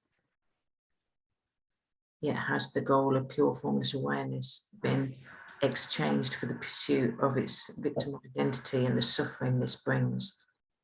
The extension of perfect love extends its hand to reach other minds that are its companions and to help them walk along the road.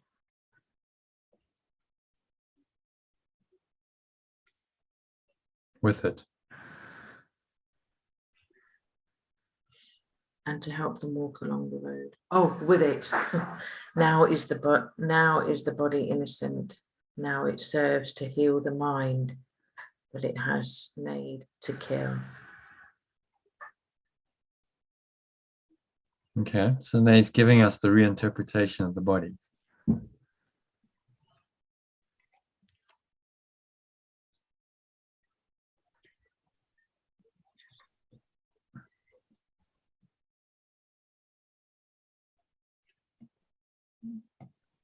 So any thoughts on that?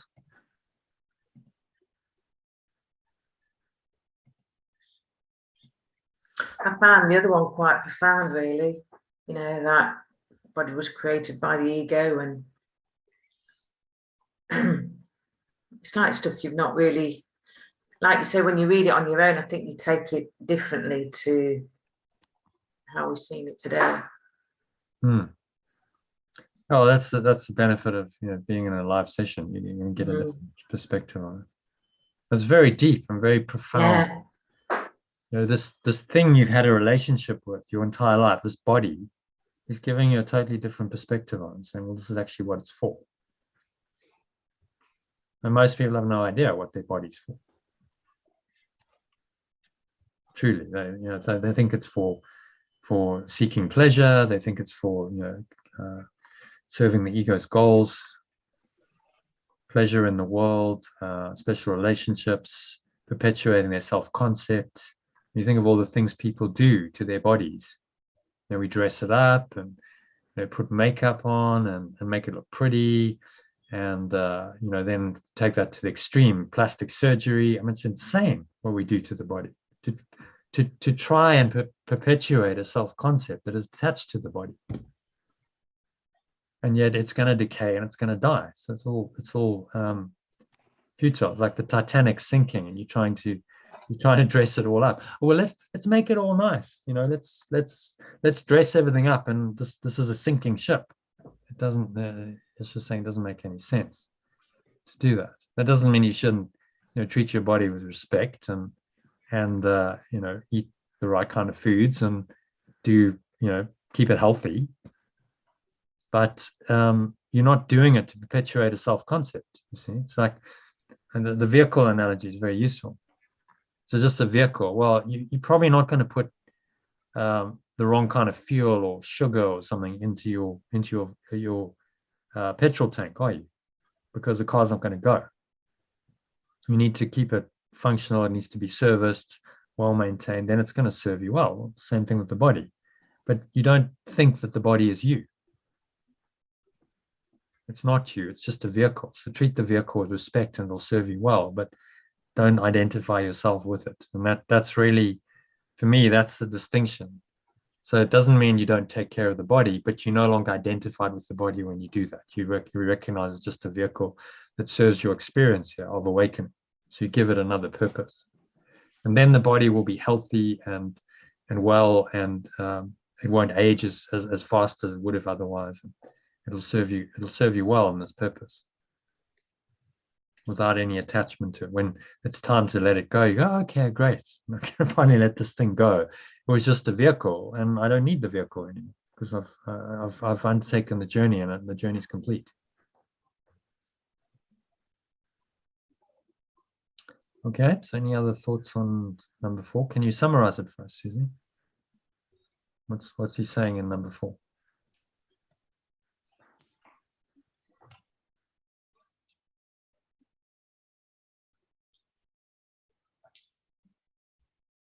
It is like you said, treat it with respect, because it is only a vehicle. It's not permanent, is it? The body. Body is the most pure. I'm always not. I'm not really good at doing it. Don't say that. I like the sound of it all, and I get it in that way. But I couldn't summarize. What could I summarize it? Well, don't go for the key idea. So that's why I asked you to summarize it. So what's it saying? What's the key idea in that paragraph? You're just pure formless awareness of perfect love. Yeah. Okay. And there is no body. So it was made. The body was made to fence us into this idea of being a victim. But now we can exchange that for the truth, and realize that the body is there to help us reach other minds that are our companions, to help them walk along the road with it. That's a biggie to get around, isn't it? I mean, I get what you're saying, and it is deep, but it is you know, if I had a conversation like this with somebody like you're not the body or what, it could really. Yeah, well, most people will think you're crazy. Yeah, I am crazy. But that's how it goes. You know, the ego is insane, but the ego has seemed to become the sane, you know, the voice of sanity in this world, because the world's upside down. So having a body and being on this journey, a human journey, and living and dying as we do, this is insane. But most people are so used to the insanity that they can't see that it's insane. And so someone actually points it out and says, no, this is actually insane. And they think that you're insane when you do that. Because they don't want to see the truth of this, that actually the entire condition of being in a body and this human story is a product of an insane mind. We went out of our minds, literally, into a body and into a world that's seemingly outside of ourselves. And as long as we identify with the body and the world, we're still out of our minds.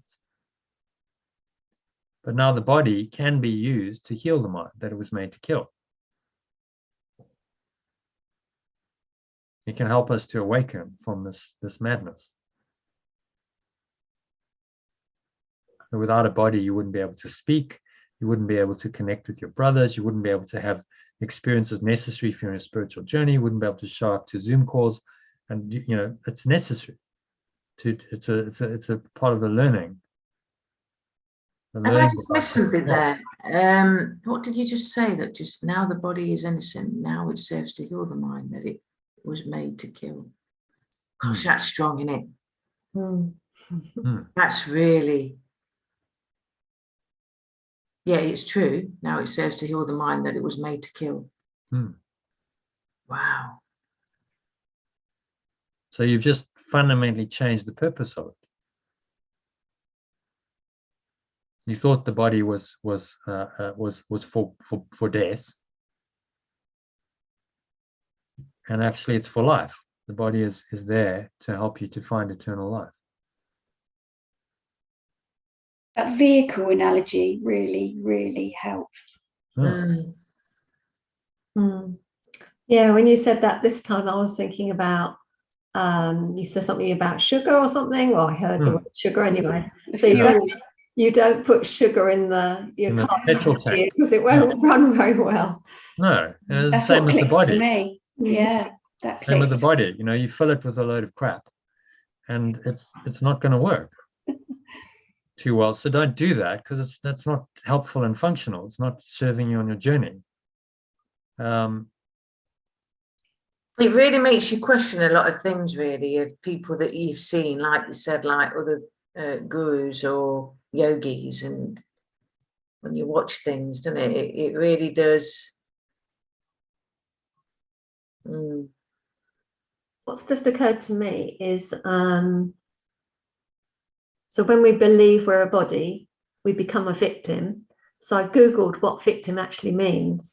And it means a person harmed, injured, or killed as a result of a crime, accident, or other event, a person who is tricked or duped, a person who has become to feel helpless and passive in the face of misfortune and treatment. So that's exactly, by buying into the body thing, buying into all that victim stuff. It's just dropped into me. That's good. And you are allowing others to dictate what your self-concept should be. So if we go back, let's have a look at the text. This is a particularly profound section on self-concept. So I'd encourage you to read and listen to the text, because it's just a pity we don't have time to do it. But there's some really powerful stuff here. So this self versus self-concept, self-concept versus self. Concept of the self is made by you. Face of innocence, concept so proudly wears can tolerate attack. Beneath the face of lesson, concept of self. Lesson teaches this. So maybe Sally, read number 5. Beneath the face of innocence, there is a lesson that the concept of the self was made to teach. It is a lesson in a terrible displacement and a fear so devastating that the face that smiles above it must forever look away, lest it perceive the treachery it hides. The lesson teaches this: I am the thing you made of me, and as you look on me, you stand condemned because of what I am. On this concept of the self, the world smiles with approval, for it guarantees the pathways of the world are safely kept, and those who walk on them will not escape. Wow, yeah. I am the thing you made of me. Yeah. As you look on me, you stand condemned because of what I am. Wow. So condemning look at that from the perspective of the victim. Yeah. The victim needs to have a persecutor. Right? And the persecutor will be condemned because of you being the victim. Because of what they've done. So they are sinful, they're evil, they're guilty because of your victim identity. And so you keep yourself in hell as well as the other person. There is a central lesson that shows your brother is condemned eternally. For what you are has now become his sin. Wow. Another perspective on victimhood, isn't it? So your self-concept is now tied to your brother's treating you unfairly. But we treat ourselves unfairly. Yeah, well, that's the whole point. You wanted this. In order to maintain the concept of the self, you need a brother, another person, to treat you unfairly so that you can be the victim. And then you can say, oh, it's not my fault, it's your fault. And now it's perpetuated your victim identity, and it's perpetuated the idea of sin and guilt. And then you project that onto the other person. You say, you are condemned eternally for your sin against me. For what you are has now become his sin. And for this is no forgiveness possible. And so relating us back to the special relationship, do you see how this dynamic plays out? Lynn, do you see how it plays out in the special relationship? It's actually an exercise in condemning the other. And there's no love there. It's actually hatred. It's just being used to perpetuate a false self-concept of both people. Whether you're the persecutor or you're the victim, doesn't matter. Because the ego doesn't mind which way that goes. And those roles can change. One day I can be the victim, the next I can be the persecutor. it doesn't matter because the separate self concept is intact, whichever role I play. And now it's always someone else's fault. Yeah. So what I am has now become the sin of another, and it's not within my control. No longer does it matter what he does, for your accusing finger points to him, unwavering and deadly in its aim. And it points to you as well, but this is still kept deeper in the mist below the face of innocence. So every victim says, I'm innocent. Oh, poor me. You know, this has been done to me. I'm unfairly treated. But beneath that is the self-deception that you wanted that to be done to you, to perpetuate your victim identity. And in these shrouded vaults are all his sins and yours preserved and kept in darkness, where they cannot be perceived as errors, which the light would surely show. And so all of this is kept in darkness, and we don't want to see this. And our special relationships and our entire lives are built on this. So you can be neither blamed for what you are, nor can you change the things that makes you do.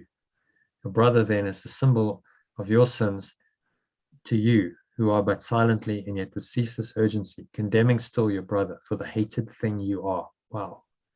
So you condemn your brother for what you are, for what you believe you are. And you say it's your fault. At your hand I die, I suffer and I die, my brother, and you are to blame. And then, you know what, we cannot change it, because that becomes a self-concept that someone else is now responsible for, and not us.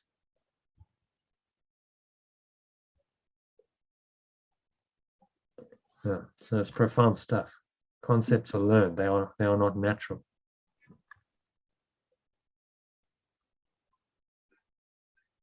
Do you want to read that number 7?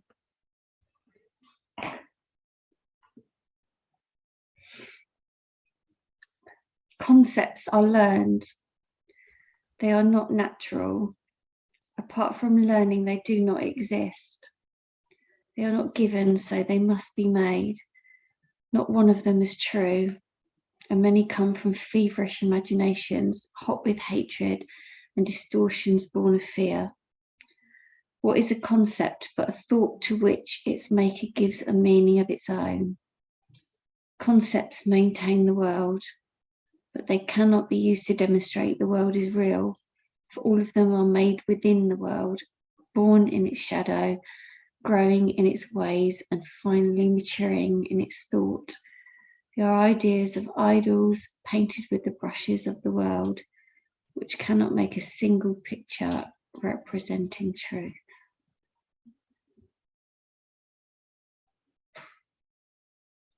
So that's the concept of the self, and then the world becomes a projection of that.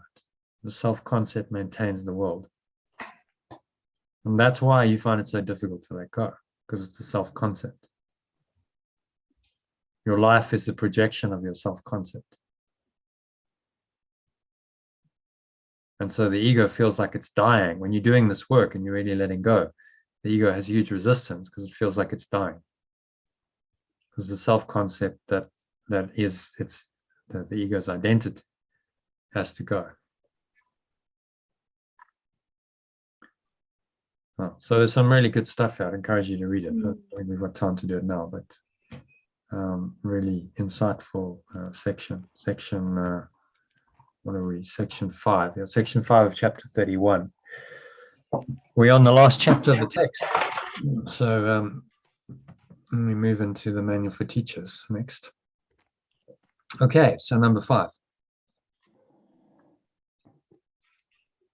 Oops, sorry, my computer was dying. Sally, will you read number 5 for us? Yeah. You will identify with what you think will make you safe. Whatever it may be, you will perceive that it is one with you. Your safety lies in truth and not in lies. Love is your safety. Fear does not exist. Identify with love and you are safe. Identify with love and you are home. Identify with love and you find yourself. Yeah, it's beautiful. I am love. I am love. So, Yeah. can you truly accept that, though? That's the question. What does that actually mean in this world? How do you actually live that? Well, that's the hero's journey. Again, it's got to be the experience of it, not the words, isn't it? It's like when I had an experience last week, was it Friday or something? It kind of blanks out all the words. There's no words to it when you're in that state, is there? There's no description, but saying I am love is like the stepping stone beforehand, isn't it? Yeah, we use words to point us into an experience that's beyond words.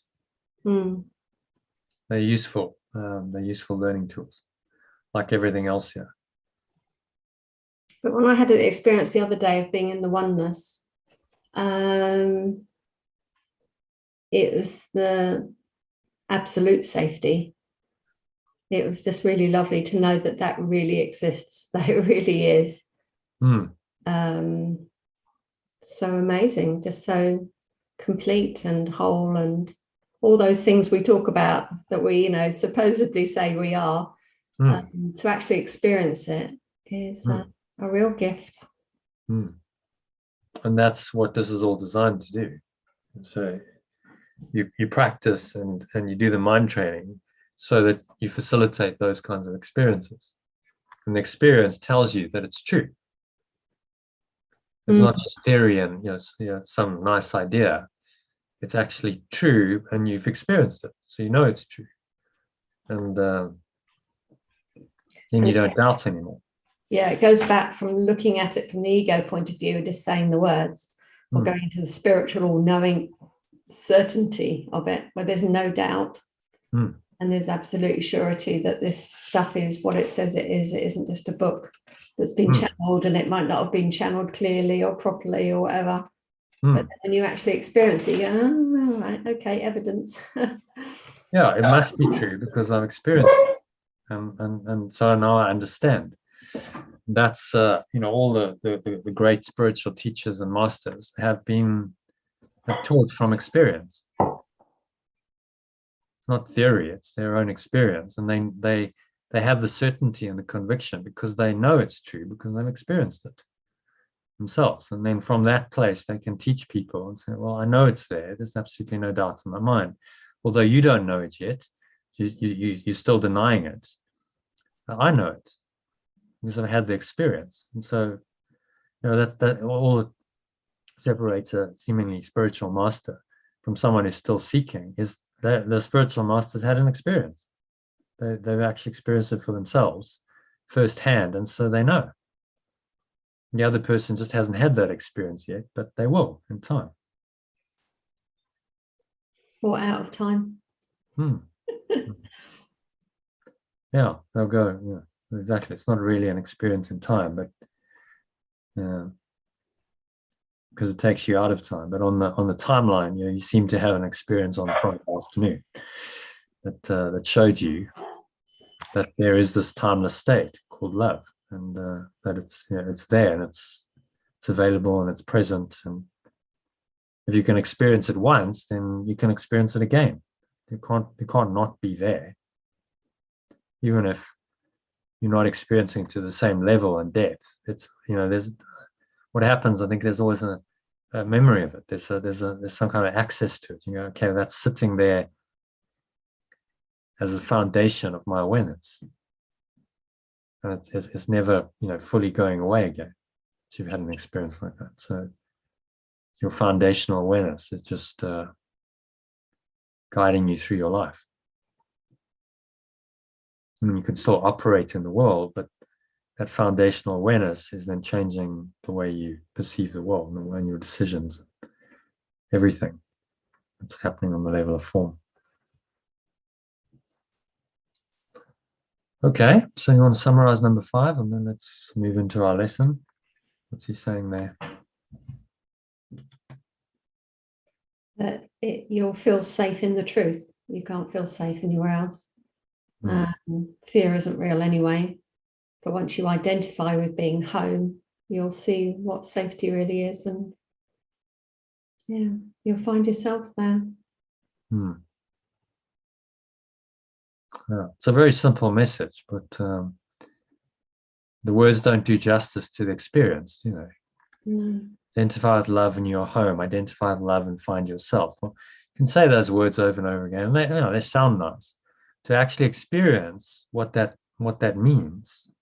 Oh my God! I understand what he's saying. It's totally mind-blowingly profound. It's like when Lynn had her experience a little bit earlier on. You can feel that someone's come home to themselves. It's just like that dropping into yourself, isn't it? It's just a lovely feeling. And then it brings you back to that. Actually, yes. That's the truth of us. We're all actually home still. We never really left. In truth. Okay, so that's the preliminary to today's lesson. So should we have a look at the lesson briefly? So let's have a look at... I'm going to have to go because I've had a text to say these workmen are coming over to have a look at the guttering. So I'm going to leave it now. But thank you so much for today. I really appreciated it. Yeah. Okay. But I'll listen in to the rest of it because it's been a really good session. Thank you. Yeah. Thanks for joining. I should be. Bye. Okay. Namaste. All right, so let's have a look at the lesson. Namaste. Namaste Sounds like have a nice day, doesn't it? Same thing, I suppose. Just be who you are. Have a nice day and be who you really are. So, Lynn, if you want to read the lesson on the alternative and then paragraph 1, please. I am surrounded by the love of God. I am surrounded by the pure, formless awareness of perfect love. Father, you stand... Sorry? Does that change? Does the translation change anything for you? Yes, because I've still got some blocks to the word God. The pure formless awareness of perfect love is maybe a bit more accessible because it's your own awareness. The truth is that is everywhere, and it's in your own awareness as well. Because too often people are looking for the love of God outside of them, but it's not outside of you. It's your own deepest awareness. This is why we change the words. Pure formless awareness of perfect love points you to a state of awareness, a state of mind, which then, of course, must be in your own mind. It's everywhere, but primarily it's in your own mind. Yeah, because my childhood learning was that God was someone else. Out there, yeah. The idea of a separate God, which is the product of the ego. Yeah. It's a false God, a conceptual God that's been made out to separate God from you and ensure that separation is maintained. And all the masters and mystics simply say, well, God is, you are that. You are God. You are that presence. And it's just about awakening to that, realizing. And that's everywhere. It's in you. You've just realized it. Other people may not have realized it, but it's in them too. This pure formless awareness of perfect love is actually everywhere. It's the ground of being. It's a foundational awareness on which the veil then covers that over, but it's the foundation on which everything rests. And it's in your awareness. So you're just recognizing it everywhere. It means that now one little part of the mind that's separated itself from that awareness has come home to what it is and has awoken to that reality of its true awareness. And that's the whole purpose of the universe is that the seemingly separate, fragmented parts of the mind will come here to do that. So when you have an experience like you just did, that's the universe, the universal purpose of this universe unfolding in real time. That's what it's for. And that's why it feels deep and meaningful and profound, because that's why it all exists. That's why you're here, is to heal your mind. Okay, so let's read the alternative. My source. my source, you stand before me and behind and beside me, in the place I see myself and everywhere I go. You are in all the things I look upon, the sounds I hear, and every hand that reaches for my own.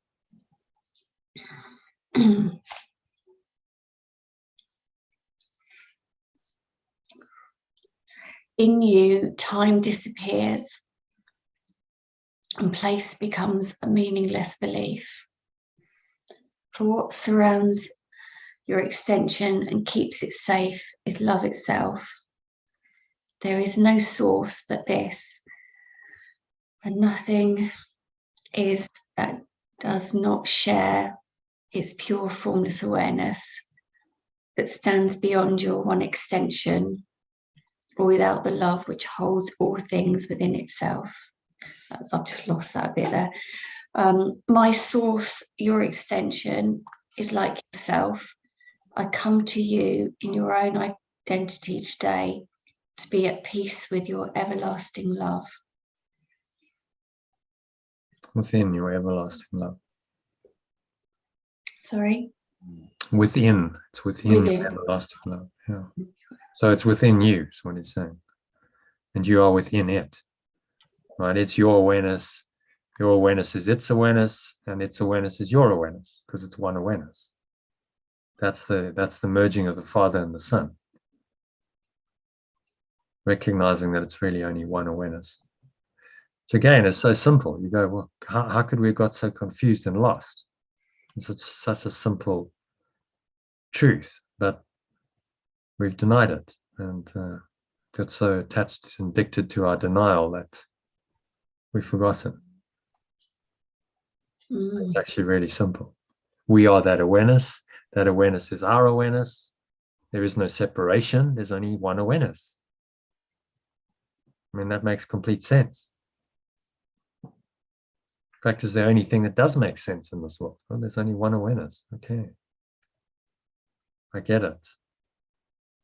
So all the difficulties and the challenges and the complexities and whatever else the ego's invented from a seemingly separate awareness, well, that's just not true, because there's only one awareness. And I am that awareness. I am love. I am that loving awareness. So that's where he's pointing us again. All these lessons just point to the same awareness. And he talks about the extension of that awareness, because we believe we're separate. In truth, there is no extension of the awareness. It's one awareness. The awareness is the awareness is the awareness. But in our separated state, it's helpful maybe to say, well, you're the extension of the awareness, because it reconnects you with that awareness. Makes you realize that, okay, I'm part of that awareness. It's a bridge. So the sunbeam is an extension of the sun. Okay, I can kind of get that. So yes, I'm an emanation of this. I'm an extension of this. But in the end, you follow that track back, you get back to the source, you realize you are all of it. You are the whole. You're all of it. I was listening to Eckhart Tolle the other day, and he was saying, oh, well, actually, it's not quite correct to say I am God, because the sunbeam is not, it's the extension. It's part of the sun, but it's not the sun. But in the end, you're the sun. You're the whole awareness. The sunbeam is just the track that you take to get back there. So when the mystics say I am God, they know that that's true. I am that whole awareness. There's no separation from that awareness. I am all of it. And the idea of being an extension or an emanation, or all of that is part of the construct of separation. That all disappears. And you merge into the one singular awareness where there is no separation. Be at peace within your everlasting love. So in that one awareness, we will be at peace. Everlastingly, eternally. It doesn't mean eternally in time, it means in no time. There's a timeless experience of everlasting love, which our ego can't even conceive of. We can't wrap our heads around that. But then don't try with the ego mind, because it's never going to work. just be willing to go into the experience of it and say, okay, well, show me what that experience is. Which is why it says a universal experience. Universal theology is impossible, but a universal experience is not only possible, but necessary. And these lessons in the second half of the workbook, which we're well into now, are pointing you to the experience of it. That's why they're short. 2 paragraphs, short pointer, helps you to dive into the experience and have that experience. And then you start to know that everything that he's taught is true through your own experience. Okay, so any thoughts on number 1?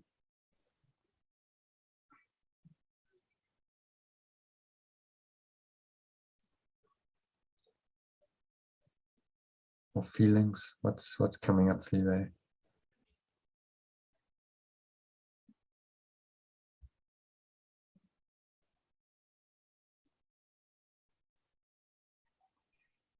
It's just saying it just is what it is, isn't it?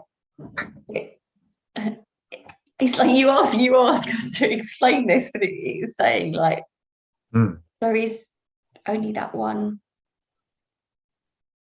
source connection that we all are. If the words point you there into that feeling, then that they're doing their job. So I said, what does it feel like? Can you feel it in your heart? Yeah, I can feel recent things that have happened where I felt that whole connection, and then obviously I know the opposite. When I lose that connection. Well, it's always there. That awareness is always available. It's only you who cover it over.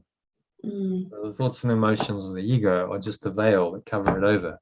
But that is a choice. What Yeshua's saying to us, you have a choice. You can choose to think those thoughts and feel those emotions or not. You're not condemned to suffer in the ego forever because it's your choice. So choose again. Choose this awareness and this awareness only in every situation and circumstance. And that's the miracle when you do that. When you're tempted to choose something else and you choose this awareness, then that's the miracle. Yeah. Okay, and then number 2, Sally, if you can read that, and it'll lead us to meditation. My companions, join with me in this today. This is Awakening's prayer.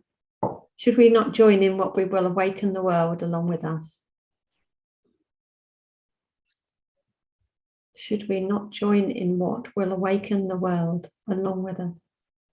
The original was save the world.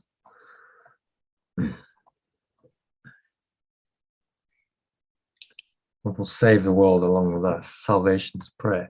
Which is always, let's save the world. What does that actually mean? Are you going to save the material world? You're going to save the world from destruction? Save the world for future generations? So we reinterpret it. So no, actually saving the world means awakening. You don't want to save the earth or save the form, physical form of the world or the universe. You actually want to transcend it. You want to awaken from it. So it's all about awakening our minds and other people's minds from the world. That's what's going to save the world.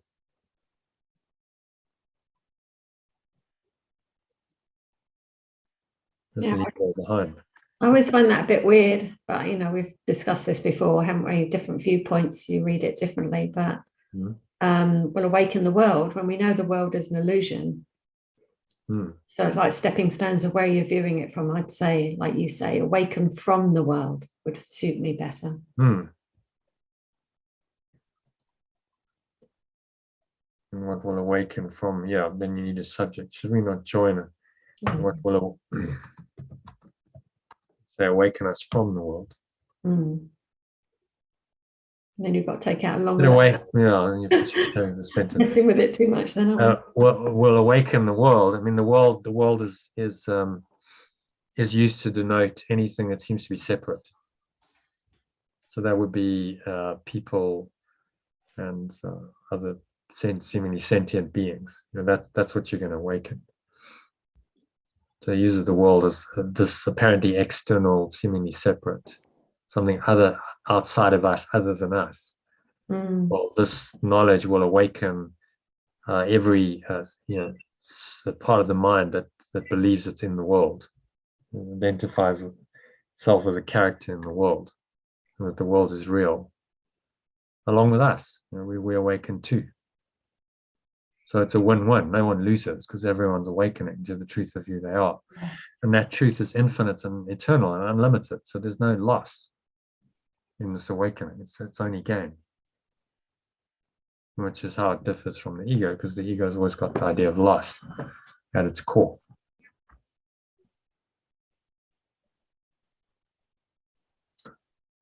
Okay, so that brings us to the end of the lesson. So any thoughts on the lesson? Then any thoughts in the light of our discussion? I've got so much going on in my head at the moment. Got something to work with, so some stuff to work with. Yeah, a lot. I feel like I've got lots to work with. Yeah, so after a session like this, it's about integrating the insights. Just have some quiet time, maybe read the lesson again. I'll post this link to the YouTube recording. You might want to listen to it again and just like let it all download and integrate and process, so that insight can sit. You don't just lose it again. So I don't want to. Actually, I want to off keep from this it. insight, and so that it becomes my new permanent way of being. That I don't revert back to the ego's seeking outside of myself. I've realized that actually no, that's not something I want to do anymore. And you probably be tempted, but it's just reminding yourself in that temptation. Okay, this is true, and I am surrounded by the love of God. I am surrounded by this. It's everywhere. It's nowhere. I don't need to seek it. You see, it's also the antidote to the specialness. It's not in one person or place or substance. It's everywhere. Yeah. I'm surrounded by it. So I can look anywhere and I'll find it. Why? Because it's in me. Who's looking is, I'm seeking what is already in me. So how can I not find it when it's in my own mind? Yeah, that's the clearest bit. It's already there. Okay, so shall we do a meditation on this?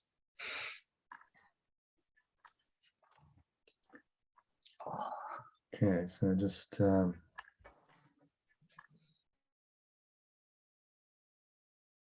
making yourself comfortable, sitting with your feet shoulder width apart, your favorite meditation posture, back straight, cup your hands in your lap, close your eyes, and start off with a nice, deep, slow inhale breath through the nose, breathing in, noticing how the stomach rises and the chest rises.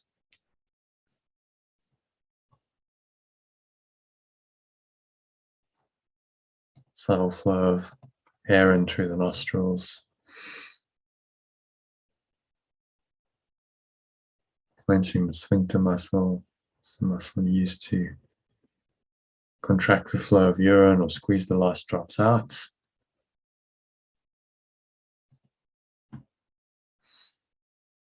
Feel the energy rising up. Spine to your heart center.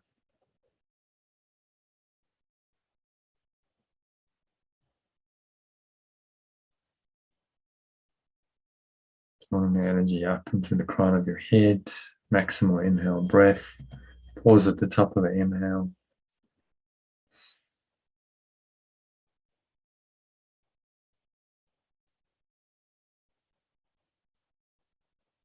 Just pause at the top of the inhale and scan your mind. So just noticing any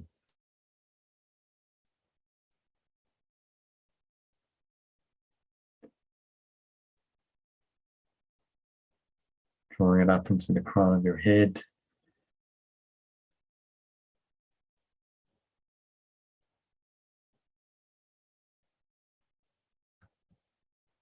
Pausing at the top of the inhale.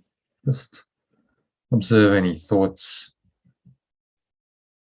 any emotions, any sensations going on for you.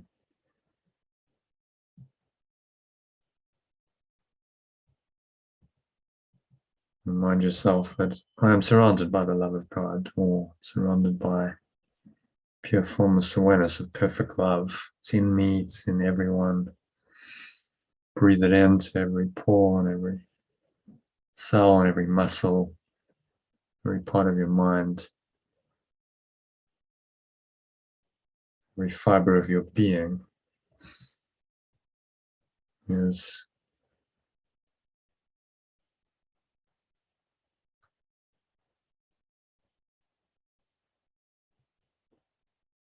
surrounded by the love of God, is in this divine awareness, this loving awareness is you, it's your own awareness. It's in you, it's in everyone and everything.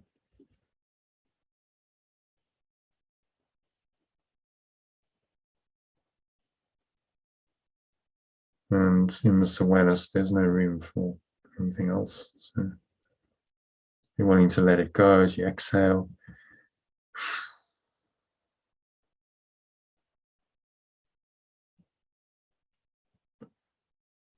Just blowing it all out. The breeze of your breath.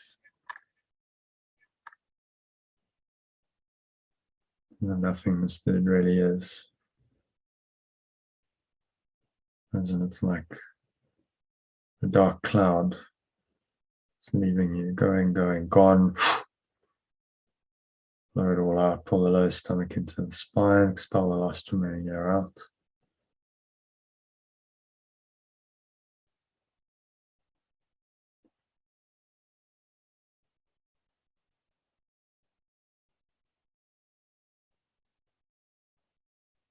And just rest in the peace and the stillness.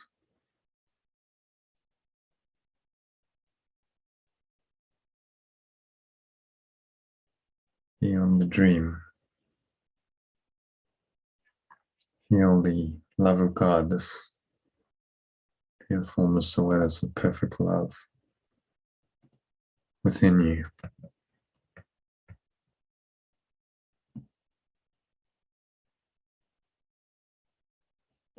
As you listen to these words,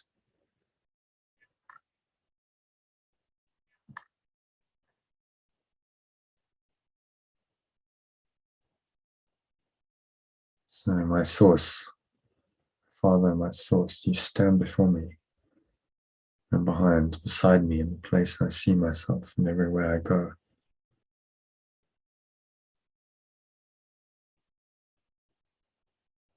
In all the things I look upon, sounds I hear, and every hand that reaches for my own. Briefly open your eyes and just look around the room. It's in everyone and everything. It's the fundamental awareness, without which there would be nothing. There would be no awareness at all, no experience.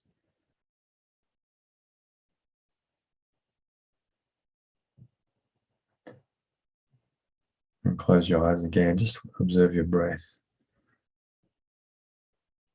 Subtle flow of the breath flowing into the nostrils and out of the nostrils. There's the stomach rising, chest rising.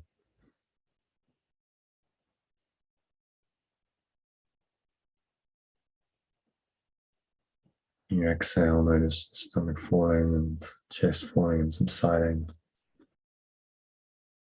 And just observe subtle sensations of the breath. You watch the breath, and that takes you out of the intellectual mind, the conceptual mind.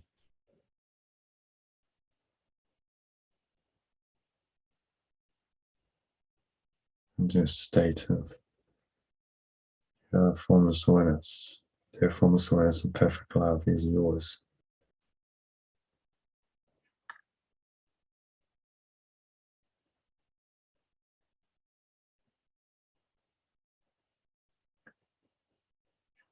And so just surrender into that experience. The breath taking there. Each breath going a little bit deeper, deeper and deeper into the experience. And you realize that there's really nowhere else to go, nothing else to do,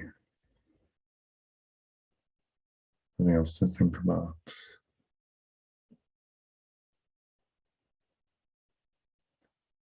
So breathe, relax, be still.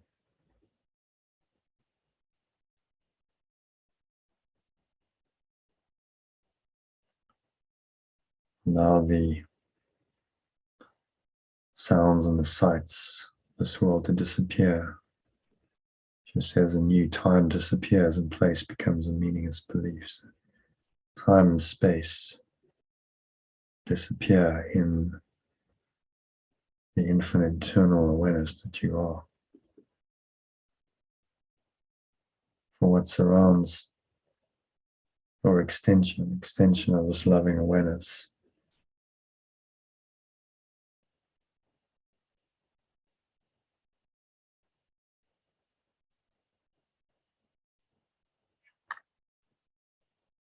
and just let yourself go into this deep place, calm and peace.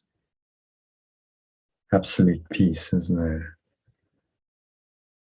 There's no doubt, no uncertainty, no pain or suffering, no sickness and death. Just pure formless awareness and perfect love.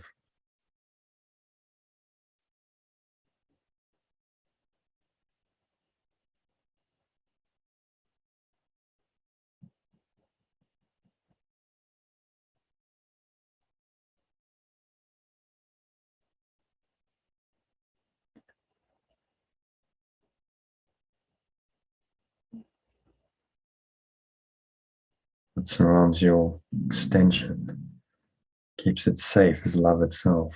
Say that to yourself.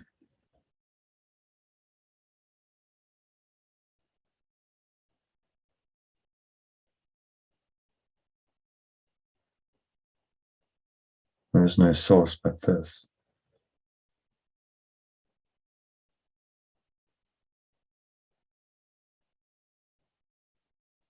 There is no source but this. And nothing is that does not share its pure formless awareness.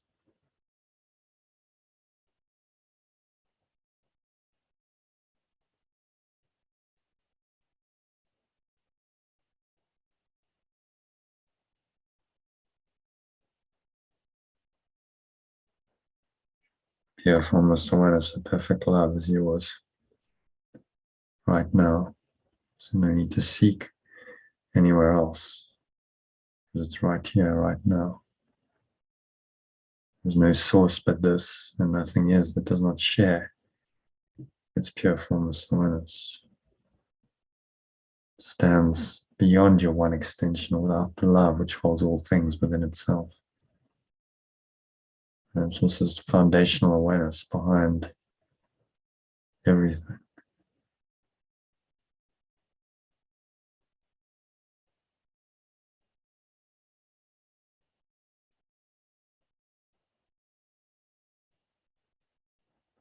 So sink into that awareness. Knowledge that you are your source. You and your source are one. You are the extension of the one source.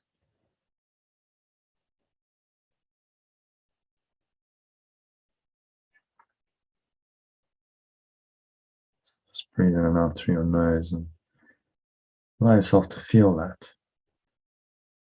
Come to this identity, true identity, and be at peace in its everlasting love.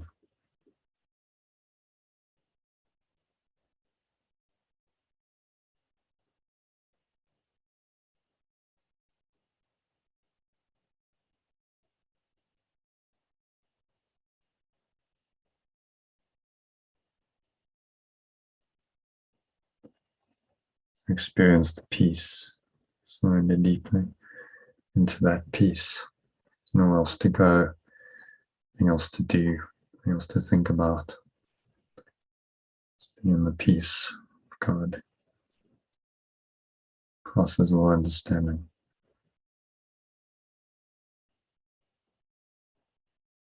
Know that everyone joins with you in this prayer, awakening's prayer, to join in this one awareness. It will awaken the world along with us.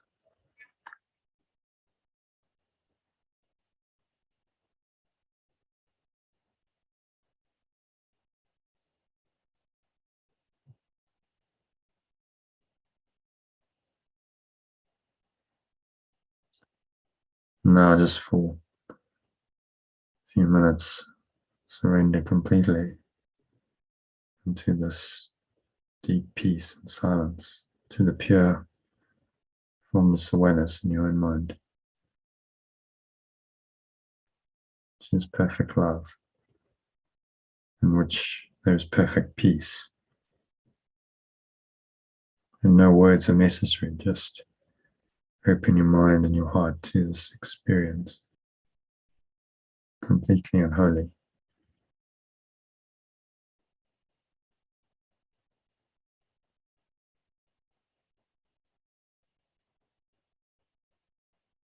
For the next few minutes of deep silence.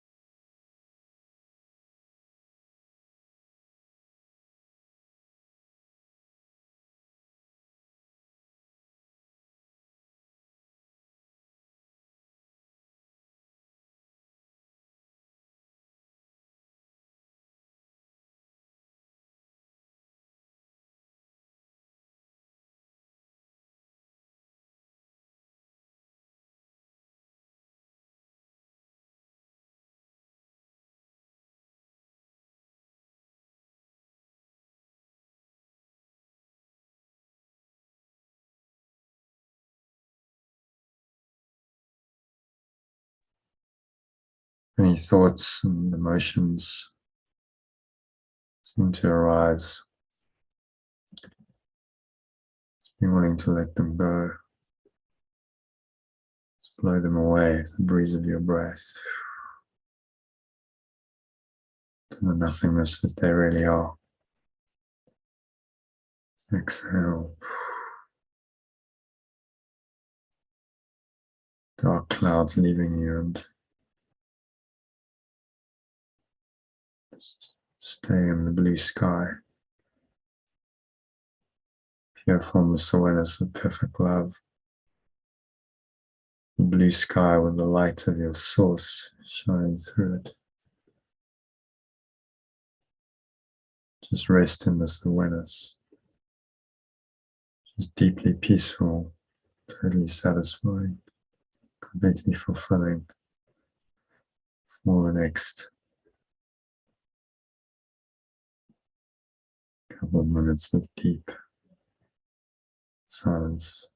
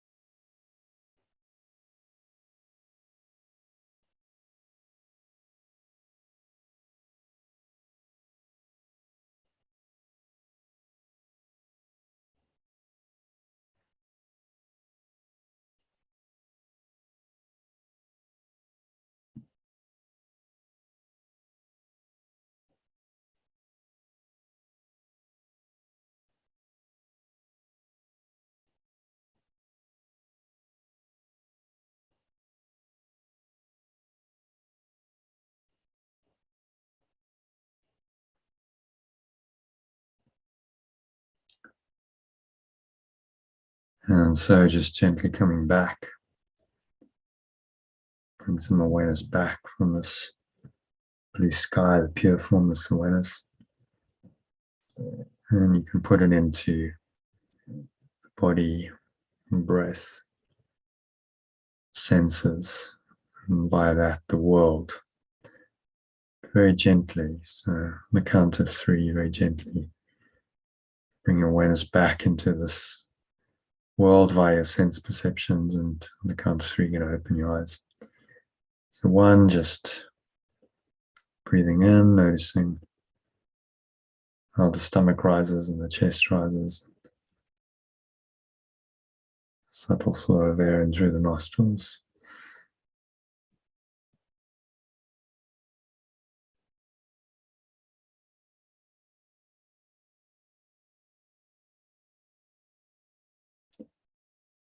Pause, scan your mind, breathe in, notice any thoughts, any emotions populating this vast expanse of your mind. If there's anything there that's not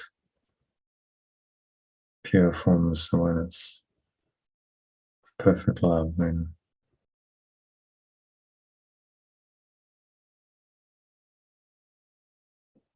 just observe it, breathe into it.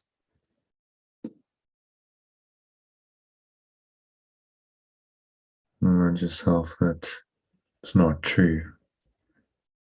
Only pure formless awareness of perfect love is true, and this surrounds you and everyone. I'm surrounded by pure formless awareness of perfect love. Say that to yourself again. Exhale out. Count of 2. Notice the air flowing out, the chest and the stomach suck back in, blowing them out. The breeze of your breath into the nothingness they really are. It's going, going, gone.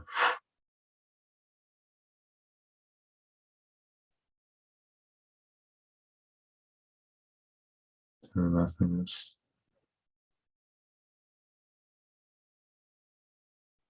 Spell the last remaining air out.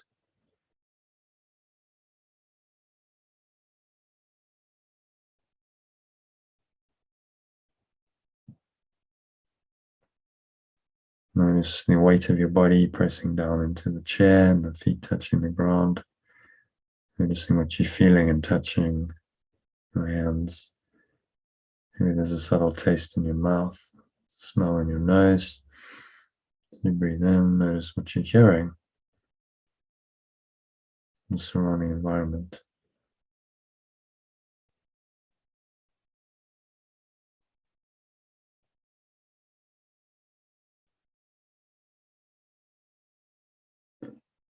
Breathing in, air flowing in, chest and the stomach rise.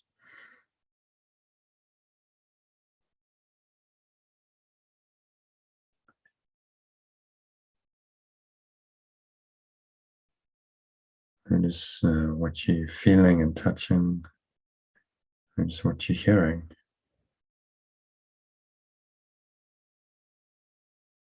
It's all these things from this very still, calm and surrendered state. So that peace that you experienced in the meditation over the last 20 minutes is still very much there. And you carry this peace with you. This is the foundational awareness that underlies everything, without which there would be nothing.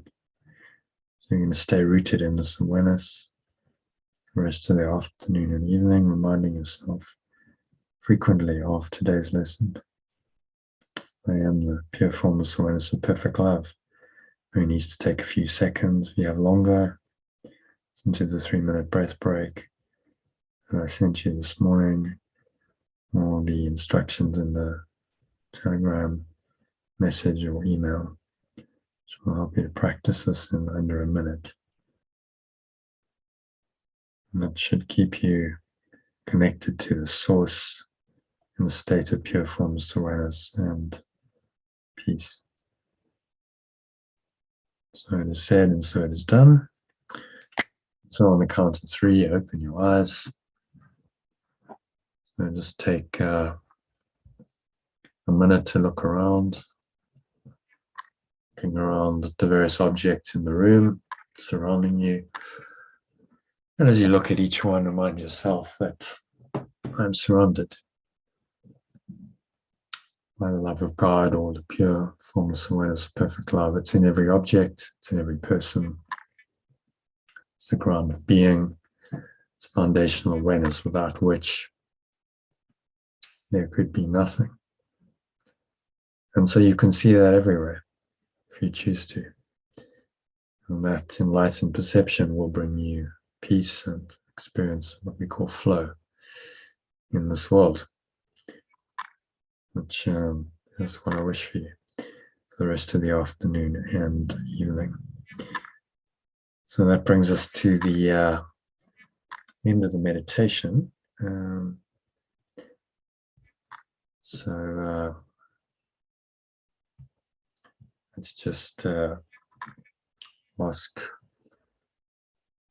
Sally and Lynn, do you want to continue and do some text?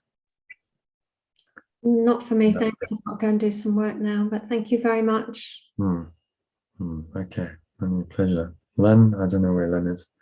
She's not asleep. No, got some processing to do. So yeah, thank you, Sally. Good session. Thanks for holding the space. I thought that was really good. Yeah, lovely.